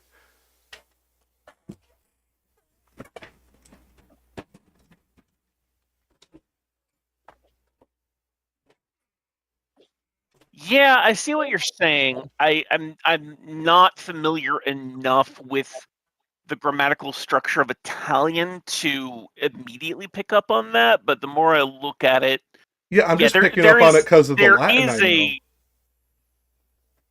that's fair. Yeah, there's definitely more of a formality to it that I don't usually see. Or at least we haven't seen to this point in Dante. Yeah, Dante tends to be a lot more flowing, whereas this is. I would call him stilted. I would call him for the time period vulgar. He was the equivalent of vulgar Latin to vulgar Italian. He was the common man's Italian. It's flowing because it is meant to be spoken, as opposed to just written. Yeah. I mean, that's me adding something. As far as I know, that's not something that they carried forward past Latin into Italian, like calling it the vulgar. They would have just called it the common Italian. Well, it's interesting because what Longfellow is doing here is, in his translation, he's going from early modern English to something approximating Middle English. Yeah, something between modern and middle. Yeah. Yeah. I think most people don't call it vulgar, they'd call it informal. In linguistic sense, at least. Well, except for in Latin, because it was the Vulgate Latin dictionary, was the Vulgate Latin. It comes from the culture why it's called the vulgar Latin, as opposed to how we use the word vulgar today. Okay. Yeah. Vulgarity back in the day didn't mean profanity. That's why we have two separate words for it. It is only modern puritanical cultures that. I was looking at. I was looking at vulgar. Oh no! I just want to get what Rich said, and then please go on with what you're going to say. Well, it just means common. Vulgar just means go on, Rich. Vulgar language. Yeah, no, I was thinking of it more along the lines of like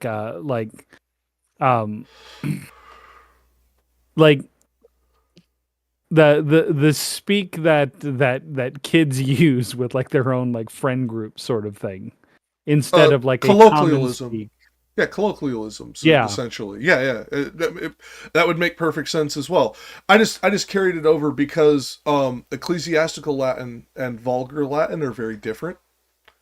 And if you were to compare, like, because I always trace these back to the Latin because I don't know Italian. Hmm.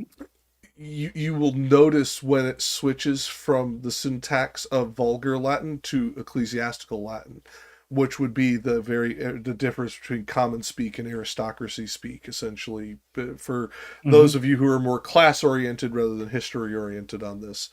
Um, that's all that it really points to in my mind, and because Right. he means this to be performed, there are going to be people who are completely illiterate who know this entire work word for word because they've had Yeah. it told to them and performed for Right. them, etc.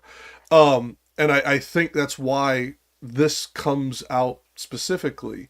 And he does this at one other time. He uses extremely proper Latin context and ancient Latin syntax in the Italian when Beatrice is speaking. Hmm. And considering how he views Beatrice, I found it significant that some random motherfucker in hell started speaking like that. It caught my eye. I can't say that it's important, but at least to me, it was like, wait a minute, this is something I gotta look Hmm. at. So, again, you will not find a commentator speaking on this to anybody who's viewing this for class. But if you bring this up and your professor happens to speak Italian, ask them and come back to us, leave a comment. We'd be greatly appreciative of the extended knowledge. I've looked for like months coming up to this canto to try and find an answer to this. No commentator, no scholar of Dante even references this line. Not one. And I'm not saying I caught something that nobody else caught, but it may just be a weird like thing where he's doing it intentionally to draw our attention to this is an old soul like I'm thinking it is. Or it could be he's trying to tell us something more that everybody else has missed. And I'm completely wrong about the intent as well. Why not both? Well, the two options I gave are technically mutually exclusive, but yeah, why not? We're in hell. Let's say why not both. And by the way, yeah, askance. That word tripped me up for years when I was younger. The only reason I know it is because I read a lot of medieval poetry. And I don't recommend anybody do that. If you are not an absolute complete literary nerd like myself, do not punish your brain with medieval poetry. Because even I fucking struggled to get through that, and I love reading. This is where Douglas Adams got the idea of Vogon poetry. You know, if he was still alive, I'd ask him that question because I wouldn't be shocked if you're right.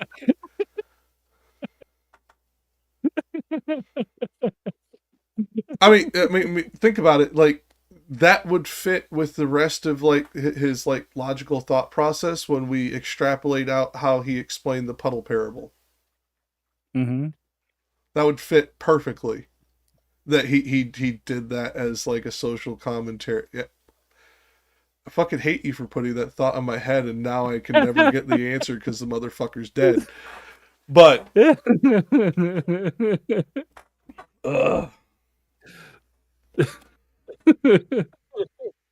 You're welcome. yeah, okay. For those of you who don't get the references we've gotten to this point, Hitchhiker's Guide to the Galaxy and all of the books that are associated with it, because that's only one of the books in the series. I highly recommend reading them. They are a colossal mindfuck, but they are a fun read. Isn't there like 6? Is it 6? I think it's 7, because I think he It- wrote what? Oh, it's 6. 5-book Okay. trilogy. No, it's a 5-book trilogy. That is how he described it. That makes perfect sense with Douglas Adams. Yeah, I mean, Yes. with it,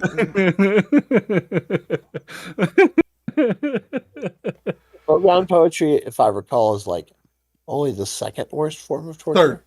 No, third Third. worst. Third worst. So the Vogon poetry is the third worst in the universe. The second worst is the Asgoths of Crea, and the worst is Paula Nancy Millstone Jennings of Sussex, who perished along with her poetry during the destruction of Earth, ironically caused by the Vogons themselves. Wait, I thought the worst form of poetry was a sense of self-perspective. Nope, it's Nancy Millstone Jennings of Sussex. Like he would use that line in every presser he ever did. Anytime anybody would ask him, he would bring up her poetry. I've never read her poetry, to be honest with you, mainly because of what he said. I've never even bothered looking it up to see if it is that bad. Well, here is an excerpt of the poetry, getting off on so many tangents right now, included in the Hitchhiker's wiki.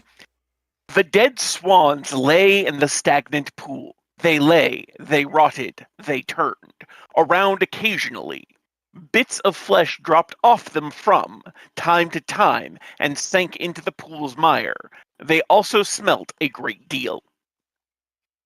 God, it's like if Rimmer wrote poetry. I know who the author of The Eye of Argon got their inspiration from. And for those of you who don't know that book, that may be one of the worst books ever written. The sense of self-perspective is the worst, at least according to another aspect of the guide, and specifically he's referring to the total perspective vortex. Okay, so yeah. I wonder, No, I'm with you. I on wonder that. if like he added that later or something. Well, the other thing is, at least in this particular context, he's only talking about the worst form of poetry, not the worst form of torture. Maybe he added that for just the torture. Right. So So that poetry, that woman's poetry or whatever, is the second worst form of torture. Yeah. It's just the worst poetry. And I still remember the line from the miniseries because they acted out the Grumthrops of Crea. Ode to a lump of green putty I found in my armpit one midsummer morning. Yep. I'll remember that line till the day I die.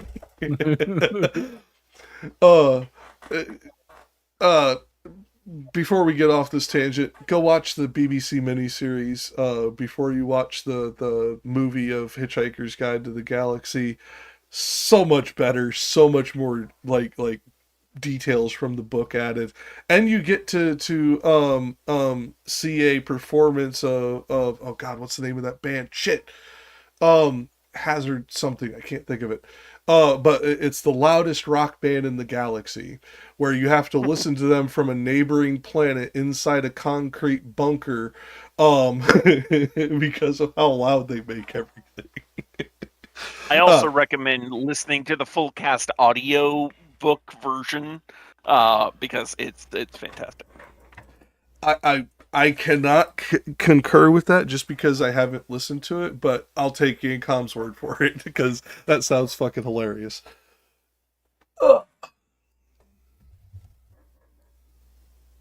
I think the only thing that the was it 2005, I want to say, movie did correctly was casting the now late Alan Rickman as Marvin, the manically depressed Marvin. robot. Martin. Yeah, Marvin the depressed robot.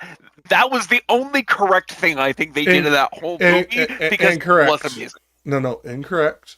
They also cast Bill Nighy perfectly as Slotty Botfoss. Oh, yeah, that's true. He was. And I'll be honest, Martin Freeman was a good Arthur Dent too. It was all right. I don't know. I feel like there were better options. But... No, the reason that he fell short is as much as he was funny as shit, Mos Def is not Ford Prefect. No, God, no. And you can't have like a proper showing of Arthur without a proper showing of Ford, because literally both of them build off of each other.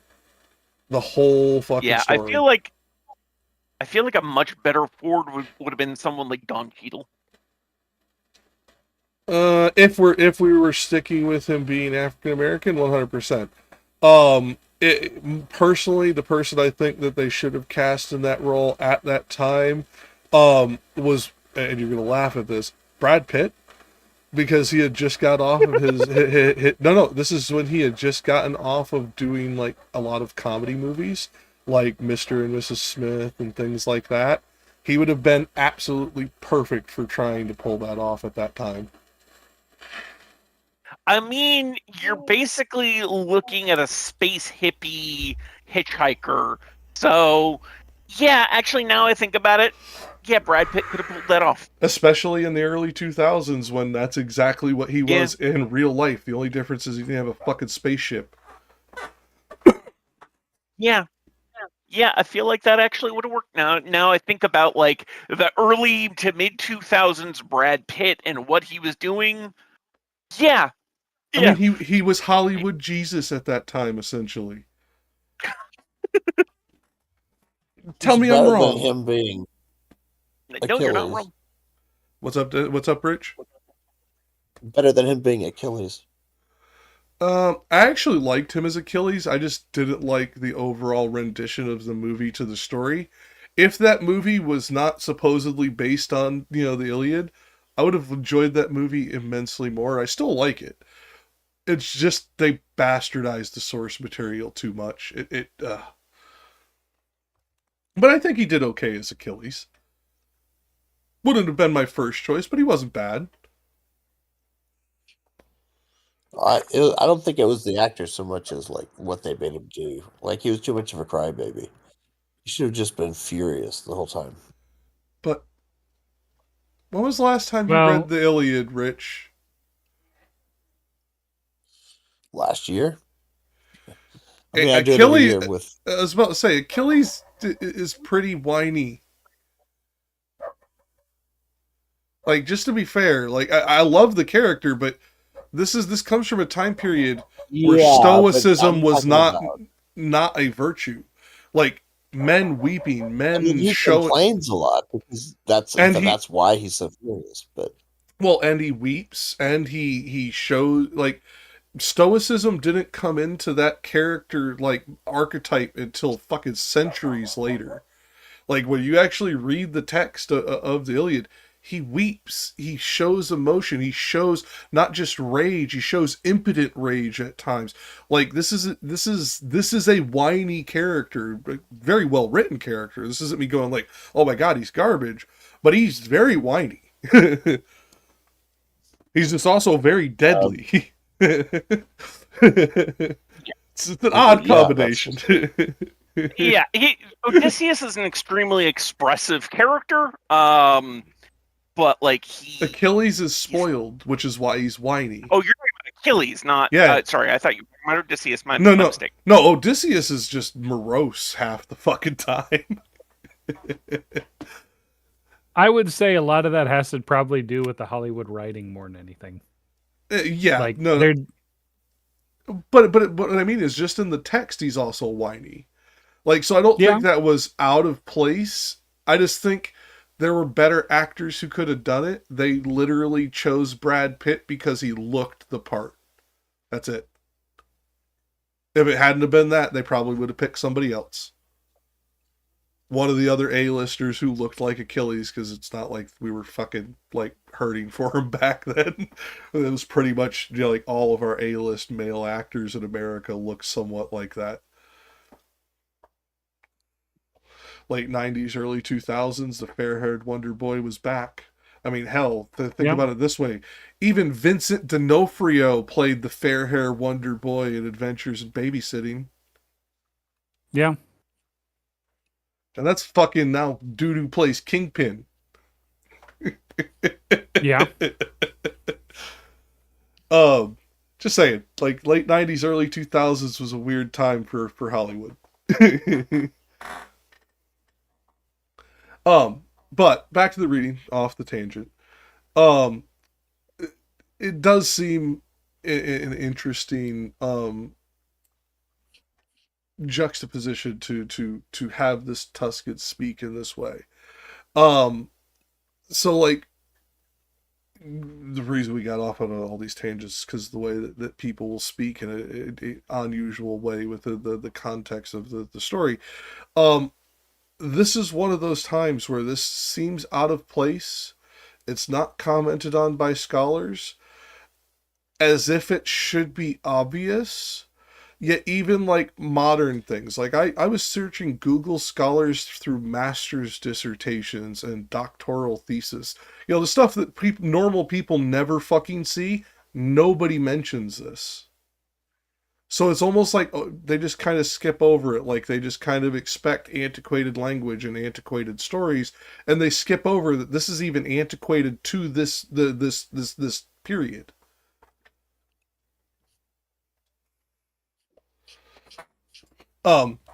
But to then pick back up on the reading, and I to them, born was I and grew up in the great town of the fair river Arno, and with the body am I've always had. But who are ye in whom there trickles down along your cheek such grief as I behold, and what pain is upon you that so sparkles? The one replied to me, these orange cloaks are made of lead so heavy that the weight causes in this way their balances to creak. I'm gonna butcher this one. Frati Guadenti were we, and Bolognese I Catalano, and he Lodringo, named together taken by thy city. As the want is to make one man alone, for maintenance is to I'm gonna restart that one. As the want is to make one man alone, for maintenance of its peace, and we were such that still is apparent round God damn it! I should have let Ancom get this one. Gardingo. O friars, I began, you're inquisitors, but said no more, for mine eyes there rushed one crucified with 3 stakes on the ground. When me he saw, he writhed himself, you're fucking crucified, how the fuck are you writhing yourself, whatever.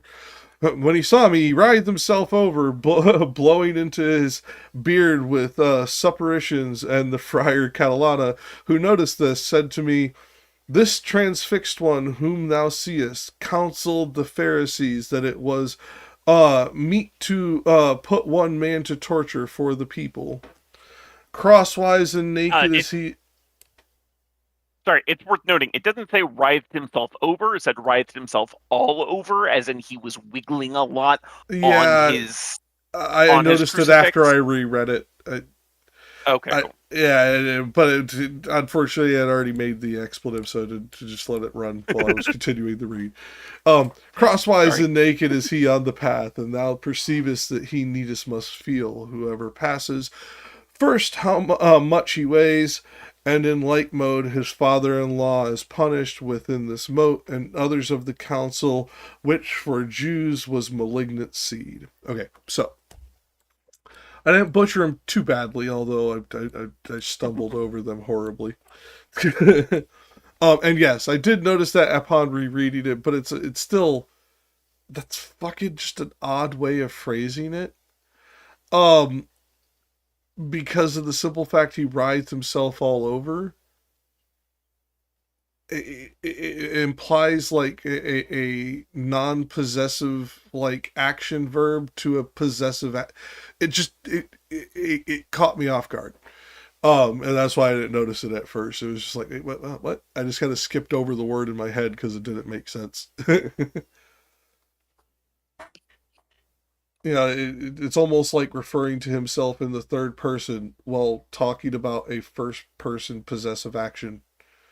Just felt off in my head when I was trying to read it. But that being said,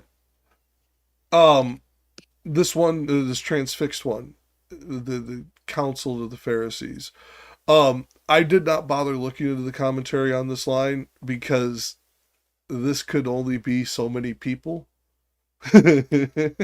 Like there's only so many people who counseled the Pharisees in such a way. So like whoever it is, we could we could assume it's one of those like 8 names, even if like we don't know exactly which one it is. Just saying. I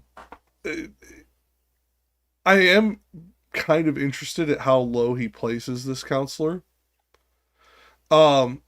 Just because of how high he has placed like actual heretics, actual like anti-theists.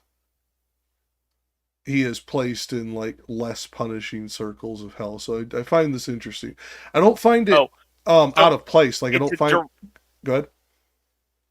I was going to say, the one crucified on the ground, writhing for having told the Pharisees it's better for one to suffer for the benefit of all. Caiaphas from John 11, 49 and 50. New King James is, I don't know why this one, the one that came out. Anyways, one of them, Caiaphas, being high priest that year, said to them, "You know nothing at all, nor do you consider that it is expedient for us that one man should die for the people, and not that the whole nation should perish." So, this is Caiaphas from that passage. And I could take that as a granted, but as I said, there's multiple who counseled the Pharisees of this.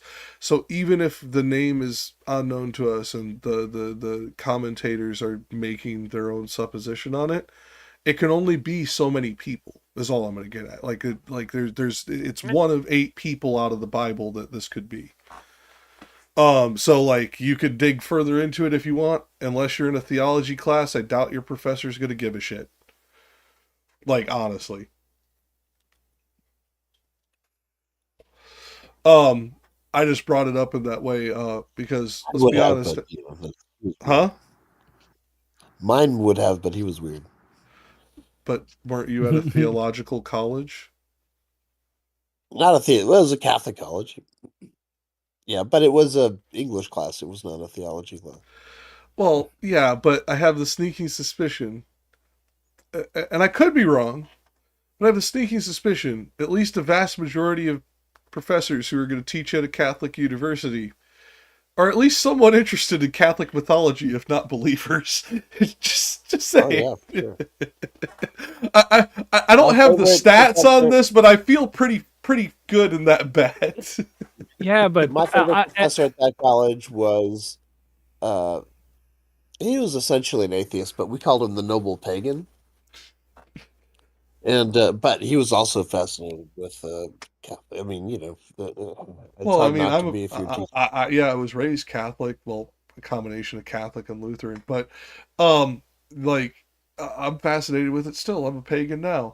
Like I just have the sneaky suspicion you aren't going to work at a Catholic college if you do not have some draw to the Catholic faith in some way, either as like an anthropology type thing, or a theological type thing. It just seems to be the only. I was just gonna say when you're going to like a Catholic institution, where like an educational like institution, Catholics are probably the most likely to hire atheists over all the others. Well, yeah, but those atheists would then be fascinated by Catholic mythology, or that's all. I'm just saying that if you had somebody that was like top in their field of like study for like teaching people, but they were an atheist, you would never see them at a Protestant college ever in your life. Depends on the field. As long as it has nothing to do with something that could touch on the theology, maybe you'd see them there. But yeah, if it's anywhere like biology,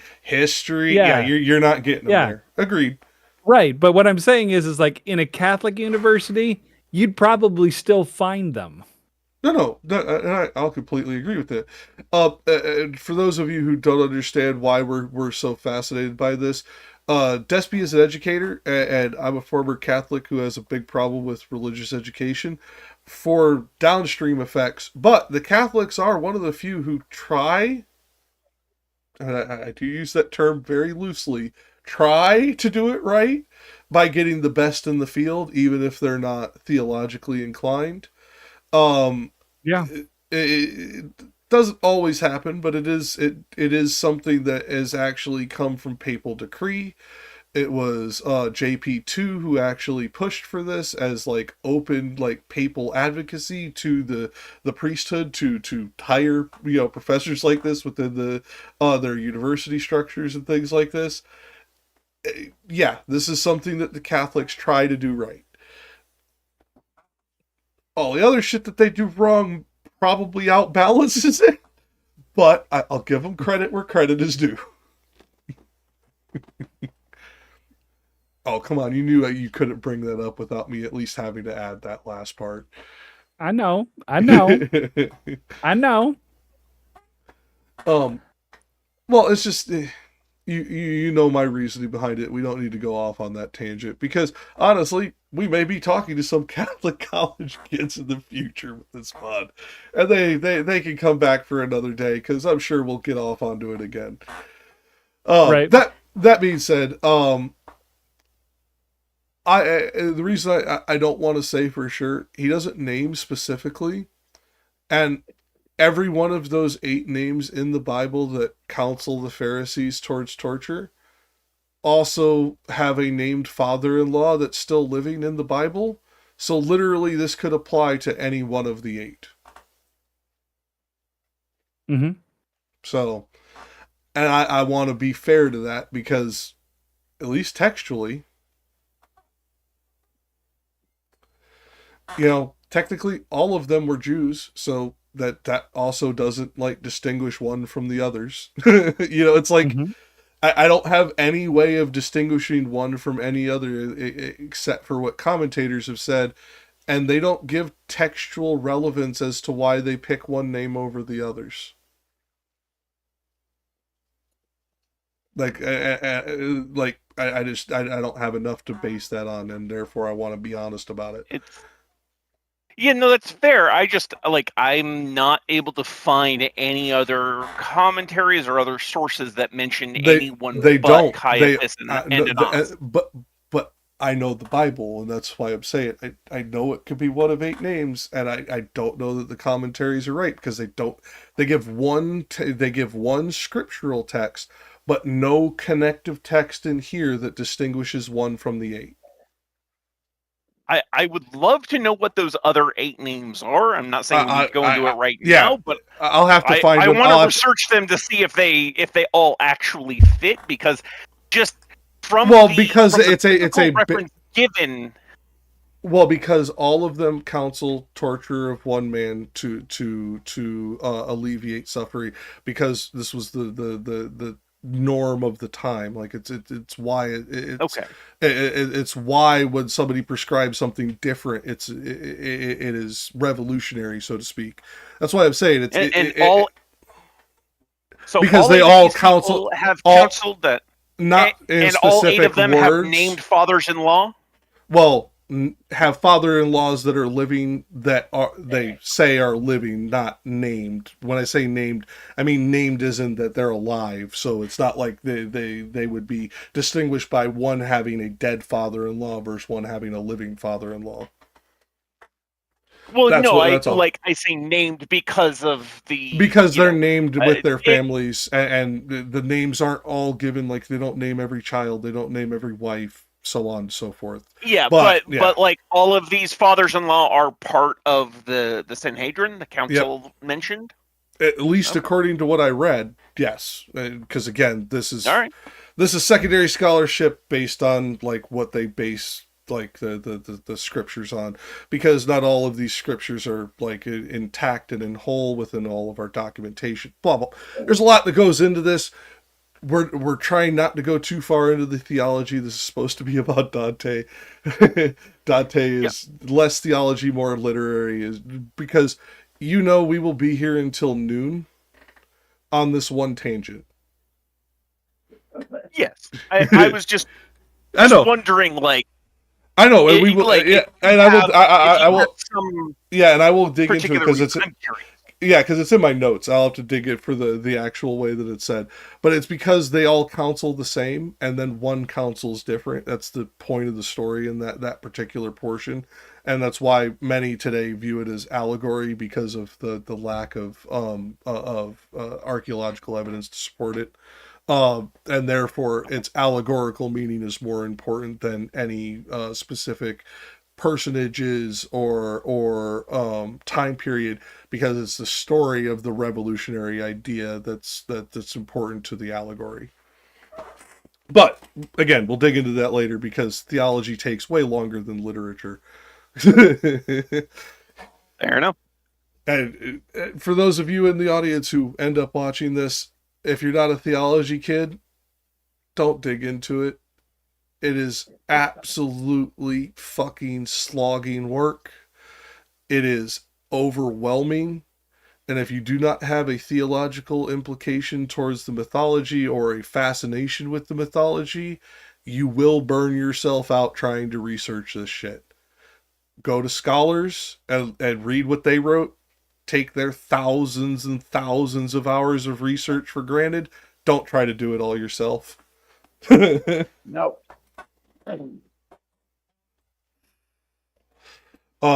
All of us happen to be religiously inclined so much that we want to see if the scholars are right.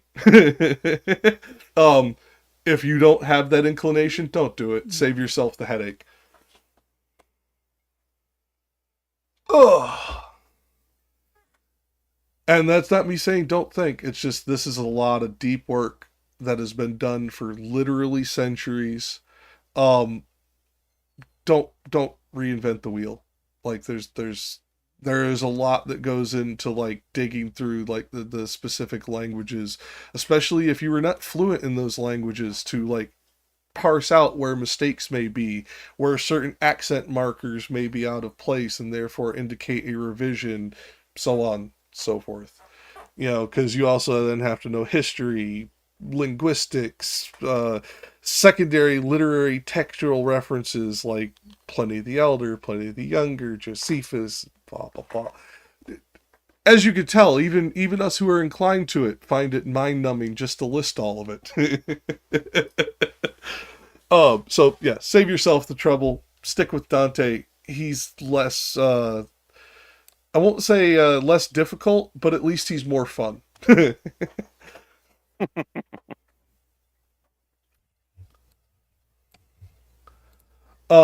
the reason I brought this up is because there's a lot of times in here that you can tell which commentators are believers and which commentators are not, based on how they source their reference material as to what this may mean or what this may not mean. Almost everybody who ends up like having like secondary competence and gets repeated are the ones who both pull from secondary non-biblical sources and biblical sources to show the connective tissue within the culture, as opposed to just biblical sources, which all of us here know have been manipulated so dramatically over time by so many different churches that if you don't know that history, it'd damn near be impossible to untangle that ball of string. So I like having the outside attestation to the cultural reference before I say with firmness that the commentator has it right. Because a lot of this is opinion. Almost everything in a commentary is opinion. A lot of it's based on research, but it comes down to they are coming up with opinions on a dude who's been dead for hundreds of years.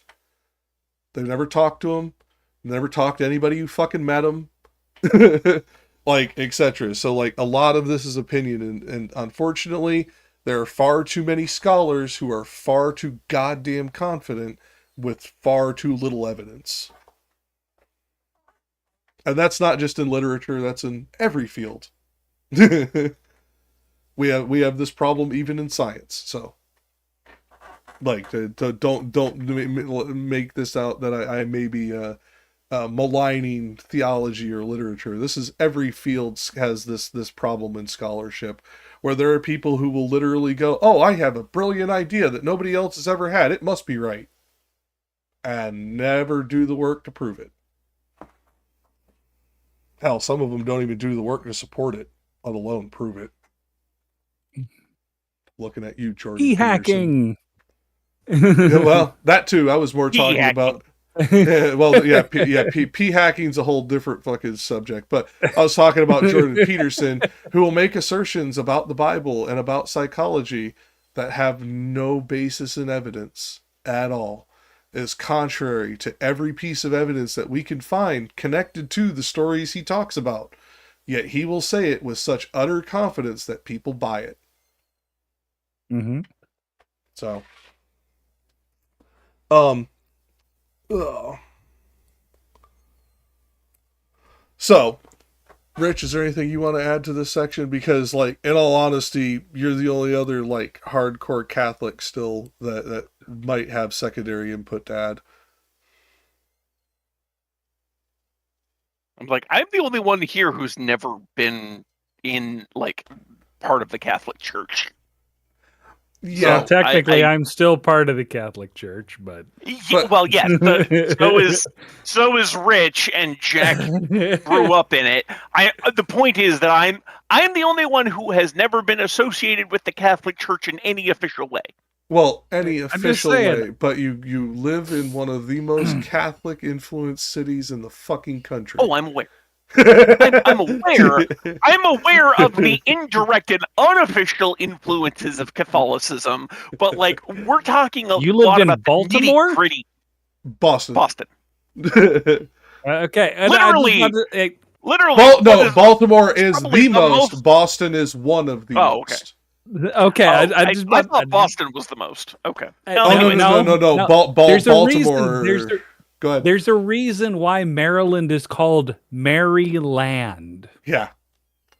Because that's where the Catholics named after settled. Queen Mary. Yeah. No, Oh, that's where the Catholics settled. Yeah, it was a It was Catholic named enclave. Yeah, it was named Oh. after what is it, like Mary, the Mother of God.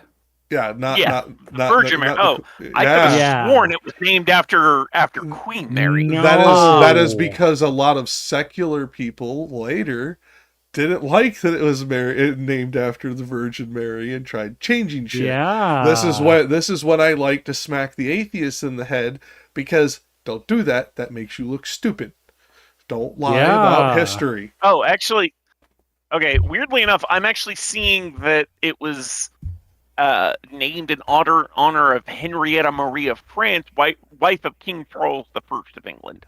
Well, that'd be really interesting if Catholics didn't actually like all basically group inside of what we know as Maryland right now. By the way, I've never heard like, that claim, Ancom. I'll have to dig into that one because I have never heard that particular claim. Give me 1 second. I am just... Yeah, just send me the links later and I'll dig into it because I've just never heard that one and I'm now interested to dig into it.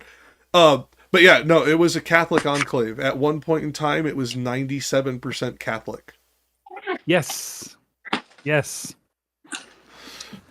So even if perhaps maybe, and we have to admit this, Despy, maybe the Catholic Church propagandized us into thinking it was the Virgin Mary, and maybe it was this queen, but at the very least, yeah, of course you wouldn't, freaking papists.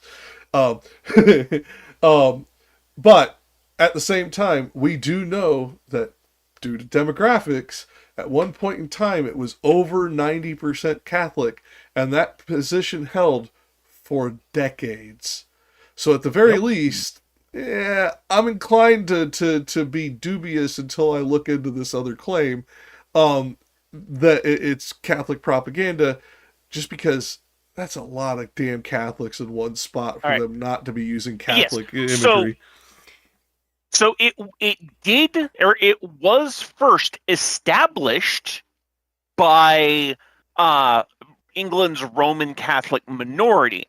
However, the second Baron Baltimore requested a charter from the king, who was Charles I at the time.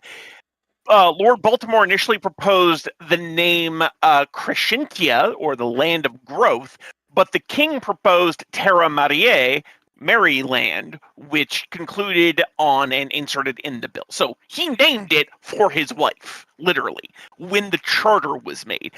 The original Catholic settlers may have called it something different, but when it was officially chartered as a British territory, that's when it got the name Maryland. Well, I'll have to dig further because we both know that the English love to rewrite their history. But that is interesting if it proves true. Yeah, definitely. Because let's be honest. Apparently, the Anglicans. Go ahead.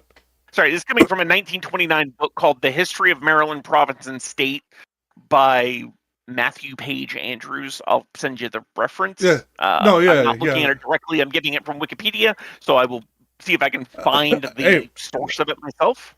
I mean, either way, you and I both fucking source PDFs pretty quickly. I'll look into it. It's just, I've never heard this particular claim. I have always been taught by the Catholics that it was named for the Virgin Mary because that is where the Catholics were corralled, because they didn't choose to settle as an enclave. They were forced to settle as an enclave by the Anglicans. So this could be persecution propaganda that we were taught. This is entirely possible, but I have to dig into it before I'll say that for certain, because that's a lot of 97% at one point. That's a lot of damn Catholics. Yeah. That's a lot of fucking Catholics. Even the fucking Vatican is at 97% Catholic. And hasn't been since the 1600s. People forget that even though the Vatican City is the center of Catholic power, it's not it is majority Catholic, but it is not super majority Catholic. There is a lot of other religions who have lived in that city for literally centuries. Their families go back to before it was called fucking Italy. So, it's even the Vatican was not as Catholic as Maryland. So that's why I'm finding this one a little bit hard to bite down on right away. Yeah, and you know me, I usually am like, oh, Catholic propaganda, fucking pricks, and just buy it instantly because they do it so often. But, that is interesting. But yeah, Baltimore has more Catholic churches than Boston per square mile and per capita. Furthermore, it still has the highest concentrated rate of Catholics per capita, even comparing to New York or Boston.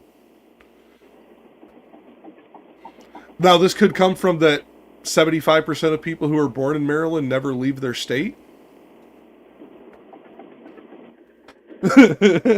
But I don't know. Could also be that Catholic demographics tend to have lots of children. Also true. Yeah, there's a lot of ways this could still be a thing. So yeah. So it's just one of those weird things. That's true, but the problem is Catholics tend to have non-Catholic children. Yes, but they only become non-Catholics once they're removed from the rolls. Until then, they're considered Catholic. The only other thing I will say is that Charles the First, having been having become king after Henry VIII, would have been leader of the Church of England, and therefore seems less likely to have named a territory for a Catholic symbol. That I agree. I just have never heard that claim, so I don't know if that's all. Okay. Yeah, it may be right. I just have never heard that specific claim, not being a Marylander. Fair enough. Come on, puppy. Get in here before it starts raining. You've been out here too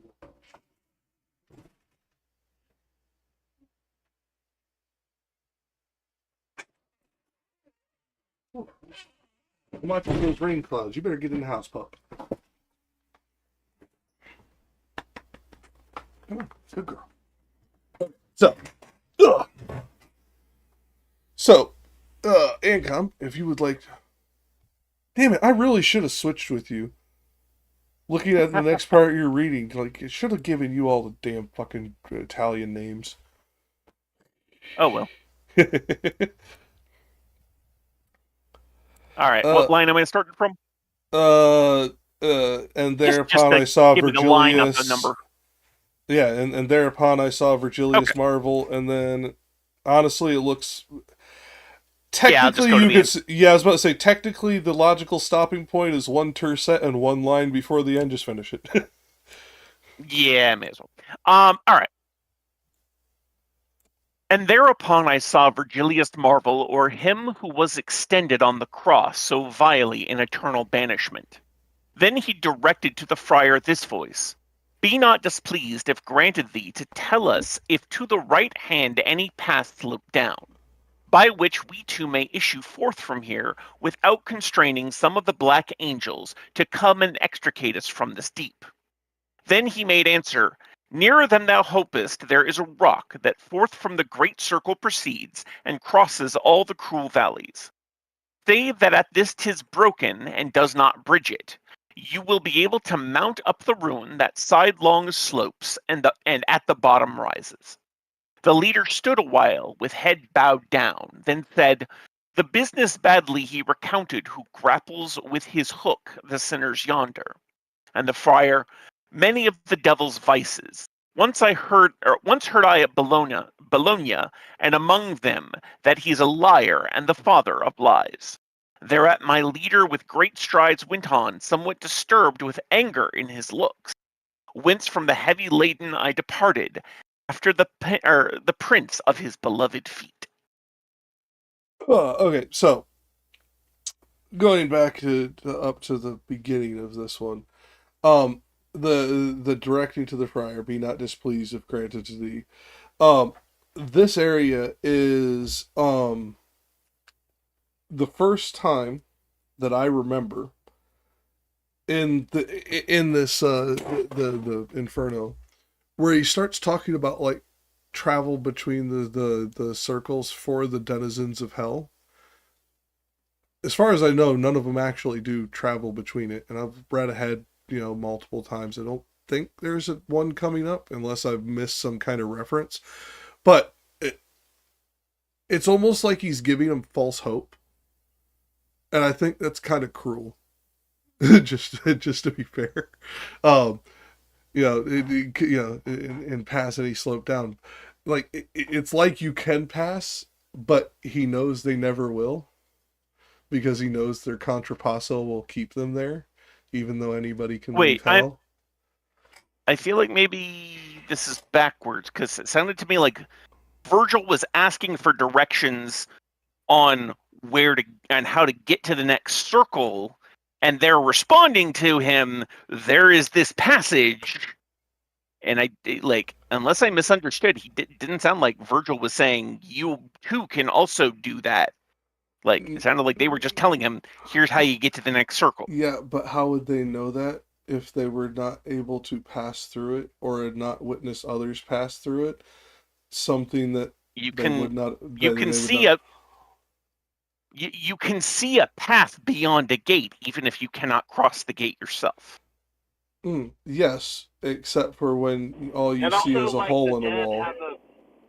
the dead tend to communicate with each other too, so they may have spoken to someone else who's like, a little bit further than them, but still close enough to where they can hear each other. At least that happens a lot. no, I mean, okay, yes, there is that, And but they seem to talk to each other within the same circles as opposed to across circles. So, like, right, but hadn't we always also talked about like the dead also having some sort of foresight at the same time too? but that was in they the may living world, not within the confines of hell. Unless I Could missed it? that. I mean, maybe. And I mean, maybe we missed a reference and that's been implied the whole time. I mean, that could be. Um, eh, at least that kind of preternatural like thought, or preternatural sense of both time and space, seemed to, at least from what I remember reading up to this point. I've reread this damn thing so many times now. I guess I could be blind to some of it. it seemed to be of the living world, and they just didn't know how much time had passed to know if what they were talking about was to come, happening, or already past. Like, they seemed to be disconnected from time, even though they knew things about potential futures, things like that. Like, but I didn't notice that about the references within Hell, because the communication between the denizens of Hell seems to be rather communicative and concise, and actually able to convey like substantive messages, because they are speaking to other members of their own circle, and therefore are actually able to interact. Whereas the only way to interact with members of the other circle would be able to be passed between circles. That's where this implication is coming from. You don't know if that passage leads right back into your own circle unless you've traveled it. You could follow that passage out of this space, and it just be a big ass U-turn that leads you back around the circle, because this is a giant circle. And leads you right back to into the circle you started in. And that's where I interpreted the implication of travel between circles being implied, and therefore being cruel, because, at least according to the confines of Hell that we understand, the only way you can leave a circle is to defeat your contrapasso and escape Hell. And everything we know of Hell, nobody's ever done that. At least according to the only other mythology. thing that I think might give us an idea here is these two friars. They're referred to in various translations as joyful friars, right? Or the Latin word kind of gives Giddy. almost ecstatic, giddy. There's one sense in which it could be translated as orgasmic, but I'm not going to go with that. No, the way I always funny. read it, because of giddy, was drunk, was the implication. Fair enough. I could be wrong. It's just doesn't... giddy is used a lot to describe drunkenness in this time period, so that's why I interpreted it that way.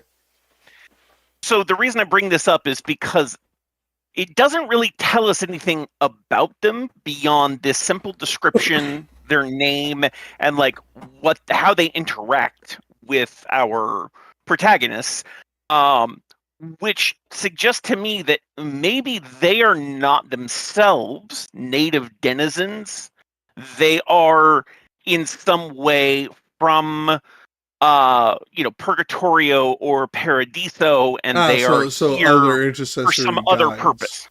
Yeah, like something another like that. form of an intercessory guide. But unlike with Virgil, who will lead Dante all the way through paradise back to Earth, these only lead to here. Yeah, I could technically see that. It was sort of guides to get them to the next part of their path, because clearly Virgil is like, okay, I'm not quite sure where to go from here, so I need help, and given the nature of this entire story, that would have been predicted by those powers that are protecting and allowing Virgil and Dante to pass through this area, and they put these guys there to both explain what they see and to be guideposts for the next and probably final leg of the journey.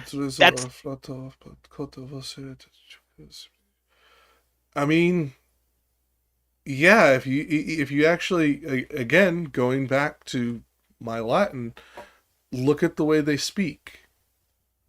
This is not common Latin again. So therefore, I have this sneaky suspicion this is not common Italian. Yep. This is more like clerical Italian. This would be the equivalent of ecclesiastical Latin in 13th century Italian. Yeah. And similarly, Longfellow is once again giving us a middle to early modern English, as opposed to modern English, in which he writes all of Virgil and Dante and most characters' speech. Okay, and just so that we can pull this up on screen.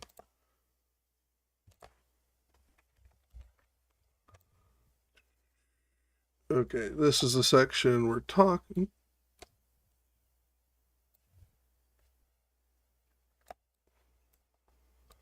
This is the section we're talking about, chat.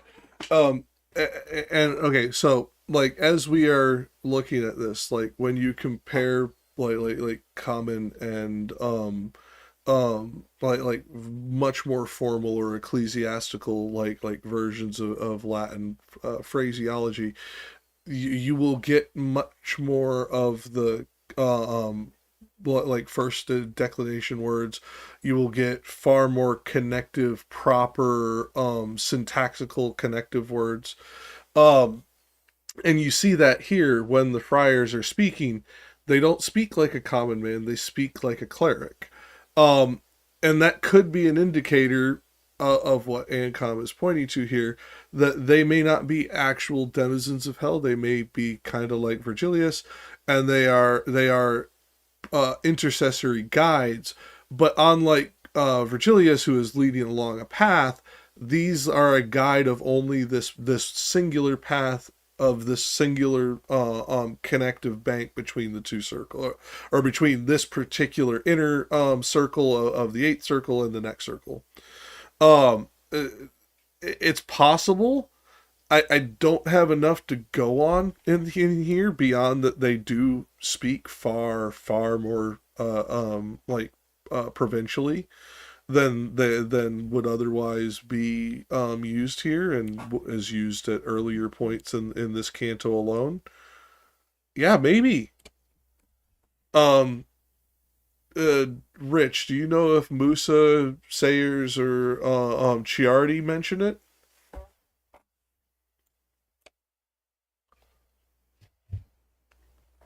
He must be driving, can't unmute. Let me Yeah, so I let me mean, scroll over in the spreadsheet I'm looking and at see if the. there's a note.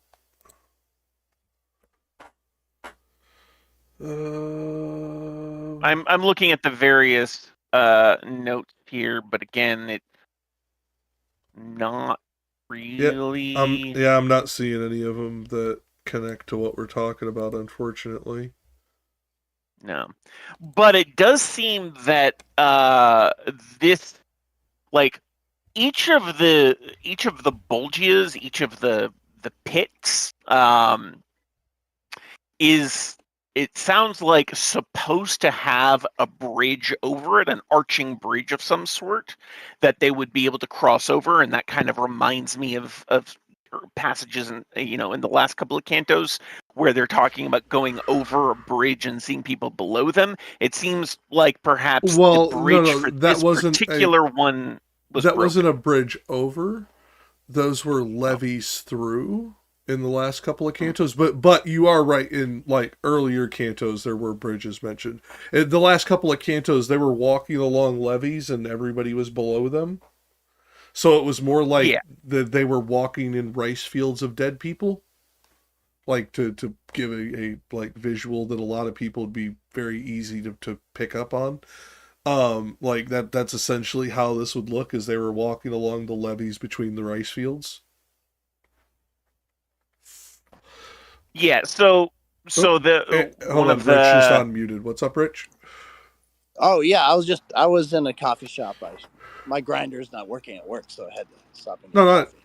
I understand, but do you know of anything that's like mentioned about like the these potentially being intercessory guides like Ancom is talking about?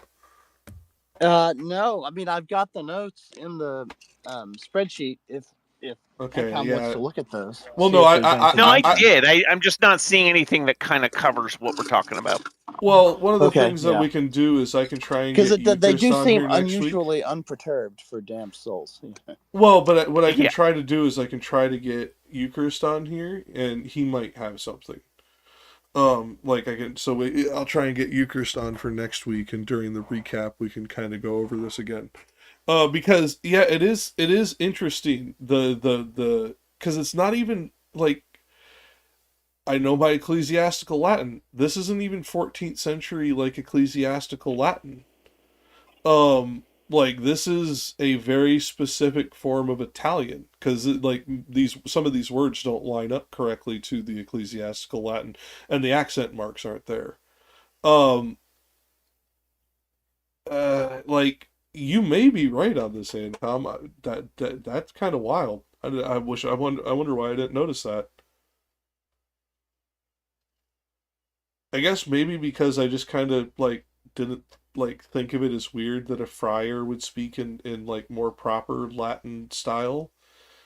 But yeah, that's No, kind I of mean, interesting. I'm reading back, and like, so in the terse set immediately before they introduce themselves, it reads, and one replied to me, "These orange cloaks are made of lead so heavy that the weights cause in this way their balances to creak." So it sounds like maybe they are, they are being punished, but it's But they difficult still seem for me to kind of unperturbed. make that out.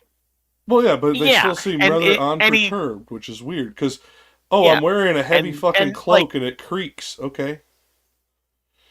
yeah, and they're described as being jovial. The Or giddy Italian as godenti, yeah, yeah, or giddy the in other Italian, places. Yeah. yeah, the Italian godenti being the plural of the participle for the verb godere, which means to enjoy, to feel pleasure. Yeah. Yeah. So I mean, you could almost say they're hedonistic. clearly, yeah, like they're clearly not terribly bothered by the punishments they're going through. If they're that, if they're that happy. Yeah, I'm with you. Like even a sadomasochist would be going, what the fuck? Yeah. I'm I mean, with maybe you. if I looked them up directly. Well, but even But looking them up directly, it is odd that they are so unperturbed by their contrapasso, and that they seem to be functioning as guides, whereas every other denizen of hell that is actually a punished soul seems to be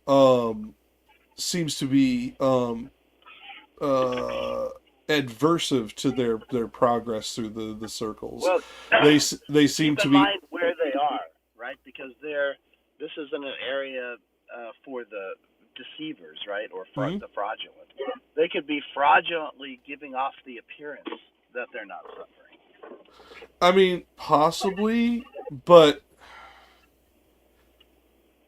let's put it this way: Sort of if like that how was the drunk, sort of like how the drunk wants to convince everybody else that he's the one having fun and they're all missing out, when in fact, most of the time the drunk is suffering. No, and I'm with you on that. But what I'm saying is, I would want to see some kind of like contextual, like transition of that, and I don't see that here. It could be implied. Again, I know my Latin, not my Italian. Maybe there's something that's like different in the Italian that makes this more obvious. But at least from the way I'm reading this, that doesn't seem to be the case. They are described as giddy. Right, which you said could mean drunk, right? I said could mean drunk, but drunken doesn't mean in pain, tortured, etc.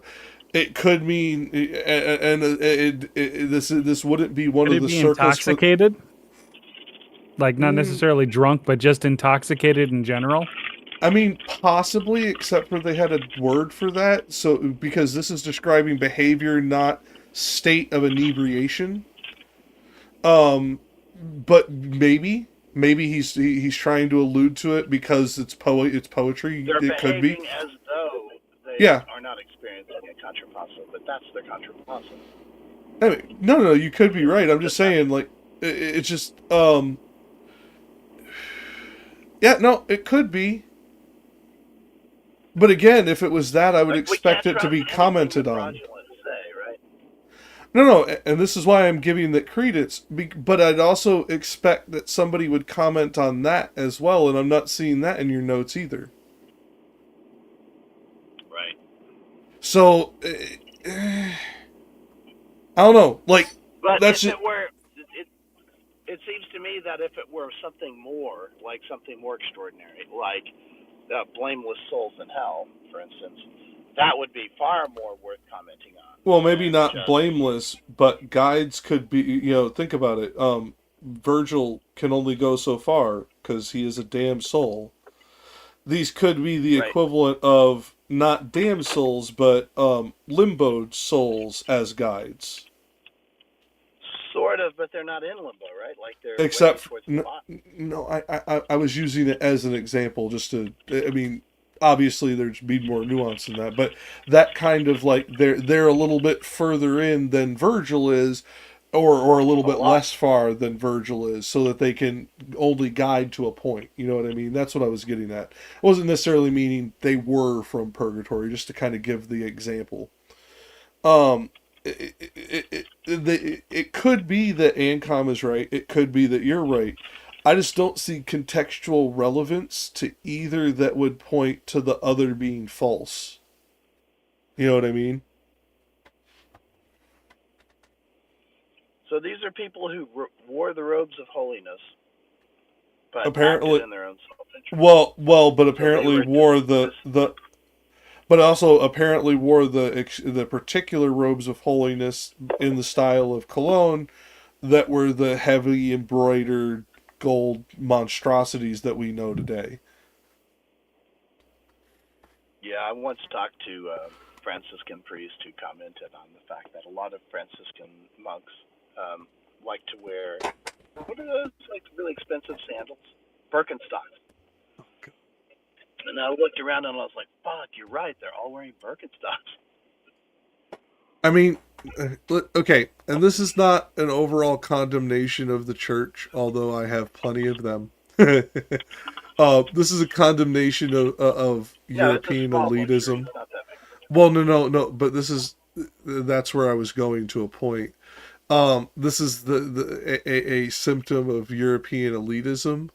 These people want the best of whatever it is for their thing.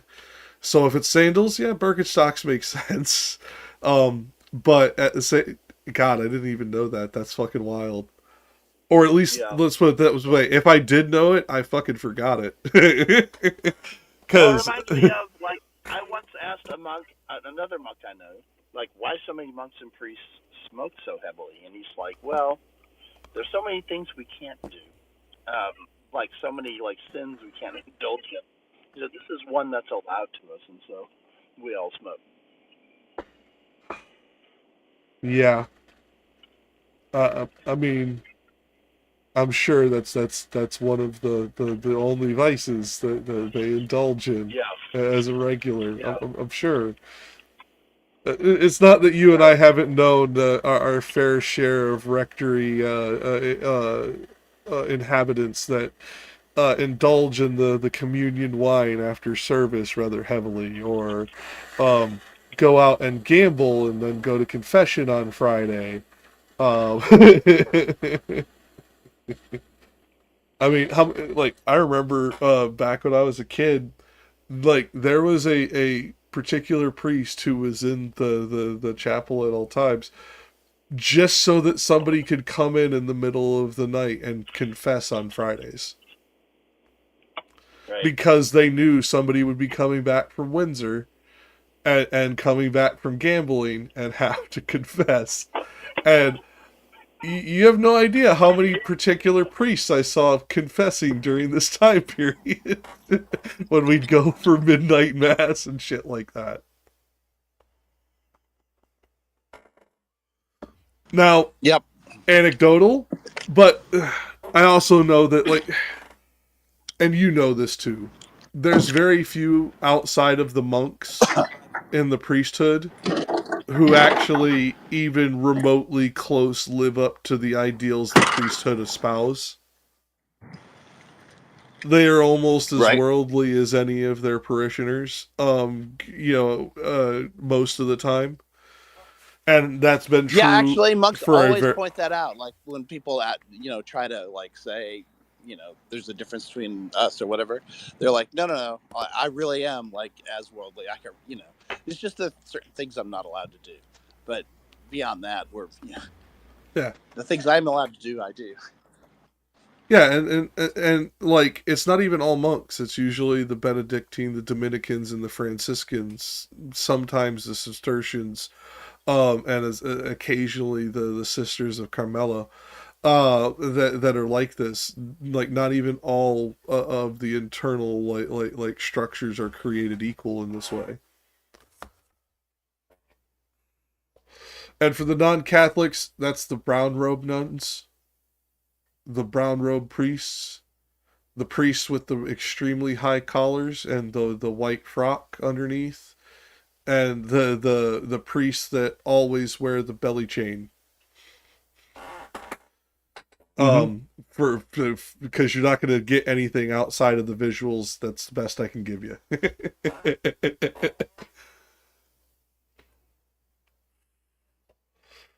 Because Despy, and Rich, we'd pick up just on the word usages they use to pick up on what they are, let alone like any of their dress, because sometimes we catch them in jeans and a t-shirt. Yeah. No, it's true. Yeah.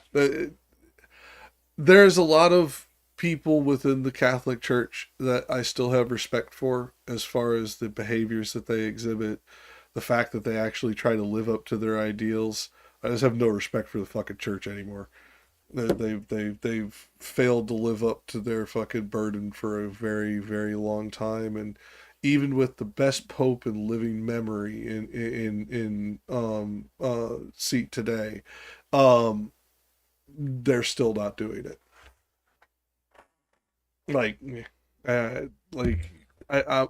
I hope that Francis gets it right and there's a better pope than him next, but anybody who knows anything about Catholic history knows we don't usually get 3 good popes in a row. It's not I mean, we've had 2. I doubt we're getting a 3rd. I hope I'm wrong. I really do, because we could not stand the Catholic Church devolving into fucking right-wing nonsense, in the current political landscape. But at least historically, I'm worried.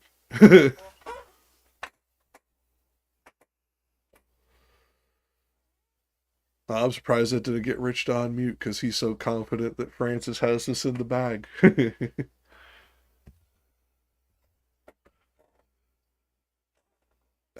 He might be driving. Yeah, I know.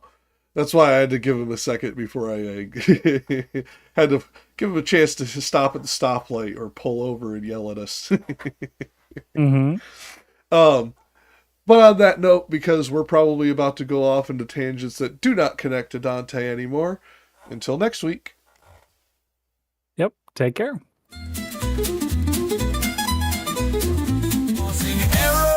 The polar race can't understand, but repair is nature's guiding hand. Proofreading enzymes work to mend the strand. Still some mutations slip through the gate, driving evolution's hand at predictable rate.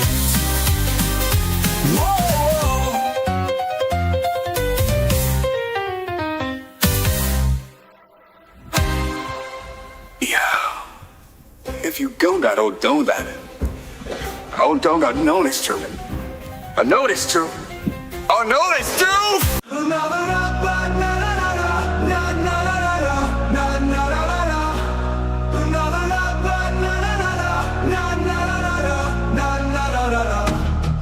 In shadows cast by twisted vines, a garden once lush, now entwined. I gave my trust a sacred sign, but they plucked the roses, left me blind. I'm a broken light. Lost in the tempest, my light no more. They sailed away, left me to roar in the ocean of silence, forever I'll pour.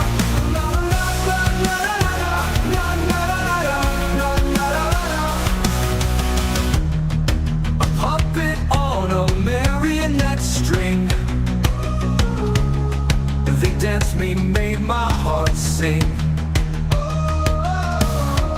In their carnival they made me swing, but when the show ended, they cut my string. I'm a broken lighthouse on a barren shore, lost in the tempest, my light no more. They sailed away, left me to roar in the ocean of silence, forever I'll pour. I was a treasure chest, pile of gold. They plundered my riches, my story untold. In the moonless night, my heart grew cold. A lonelier tale, in silence unsold. Na na na na na na na na na na.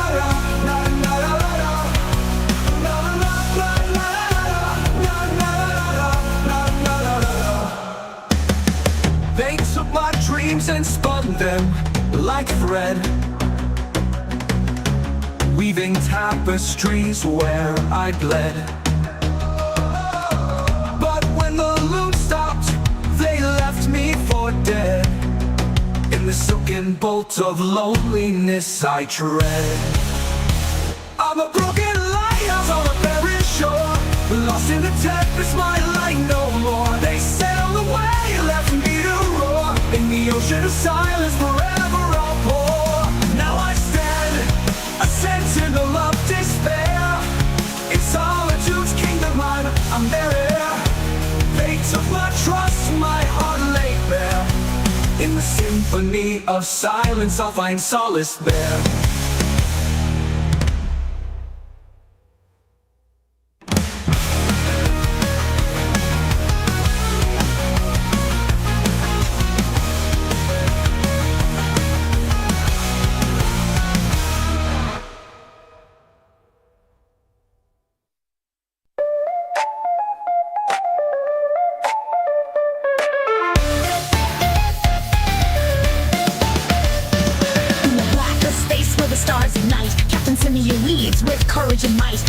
With brains, hearts, and cosmic prayer, the ship's the primate avenger, flying everywhere. Splicey's on the deck with a spasm or two, and Shaolin's wisdom pulls the whole crew through. Swinging through the stars at the speed of light, Captain Simeon and his crew are ready for the fight. Slugs, call to arms, through galaxies far, they'll bring the charm. Gore's brute force smashes through the line, but he's got a heart that's genuinely kind. Spider's got his sights locked tight, with a trigger finger quick and a penchant for fight. Nebula lurks in the cosmic void, but Simeon's resolve just can't be destroyed. Swinging through the stars at the speed of light, Captain Simeon and his crew are ready for the fight. Slugs, a call to arms, through galaxies far, they'll bring the charm. Gore's brute force smashes through the mind, through the dark and destructive race. Dr. Splits might glitch, but he's never done. With science in hand, they always have fun.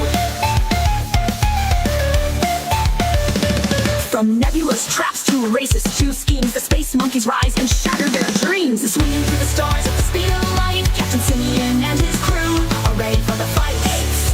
There's a cosmic cheer through galaxies far, they'll bring the charm. War's brutal, crew so brave, in laborious space, it's adventure they crave. With Simeon leading and the space monkeys in tow, they'll keep the universe safe from nebulous dark glow. Echoes through the stars, Captain Simeon's legacy will forever be ours.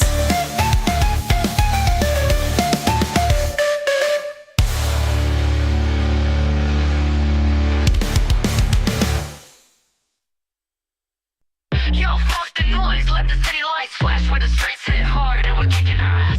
This ain't no place for this spineless shit. We outnumbered the bastards and we're done with it.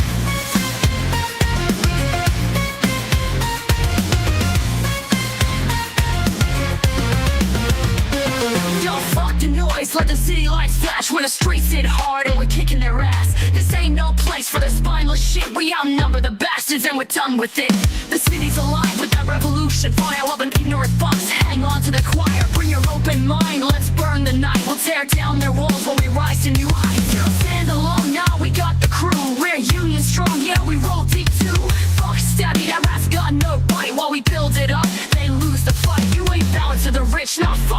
noise, we'll drown them out while we make our choice. Come to the city where the streets don't sleep, where the bastards tremble and the people leap. It's the home for the bold, where we fight and win, where the biggest grow, storm within.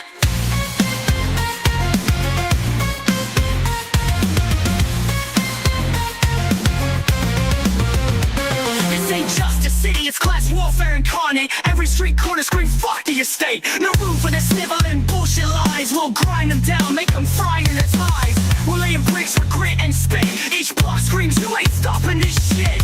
You think we're soft, no we strike hard, while the rich motherfuckers hide in their yard. They wave that flag, but we're tearing it down. This city ain't theirs, it's ours to crown. Come to the city where the streets don't sleep, where the bastards tremble and the people leap. It's the home for the bold, where we fight and win, where the biggest grow, storm within.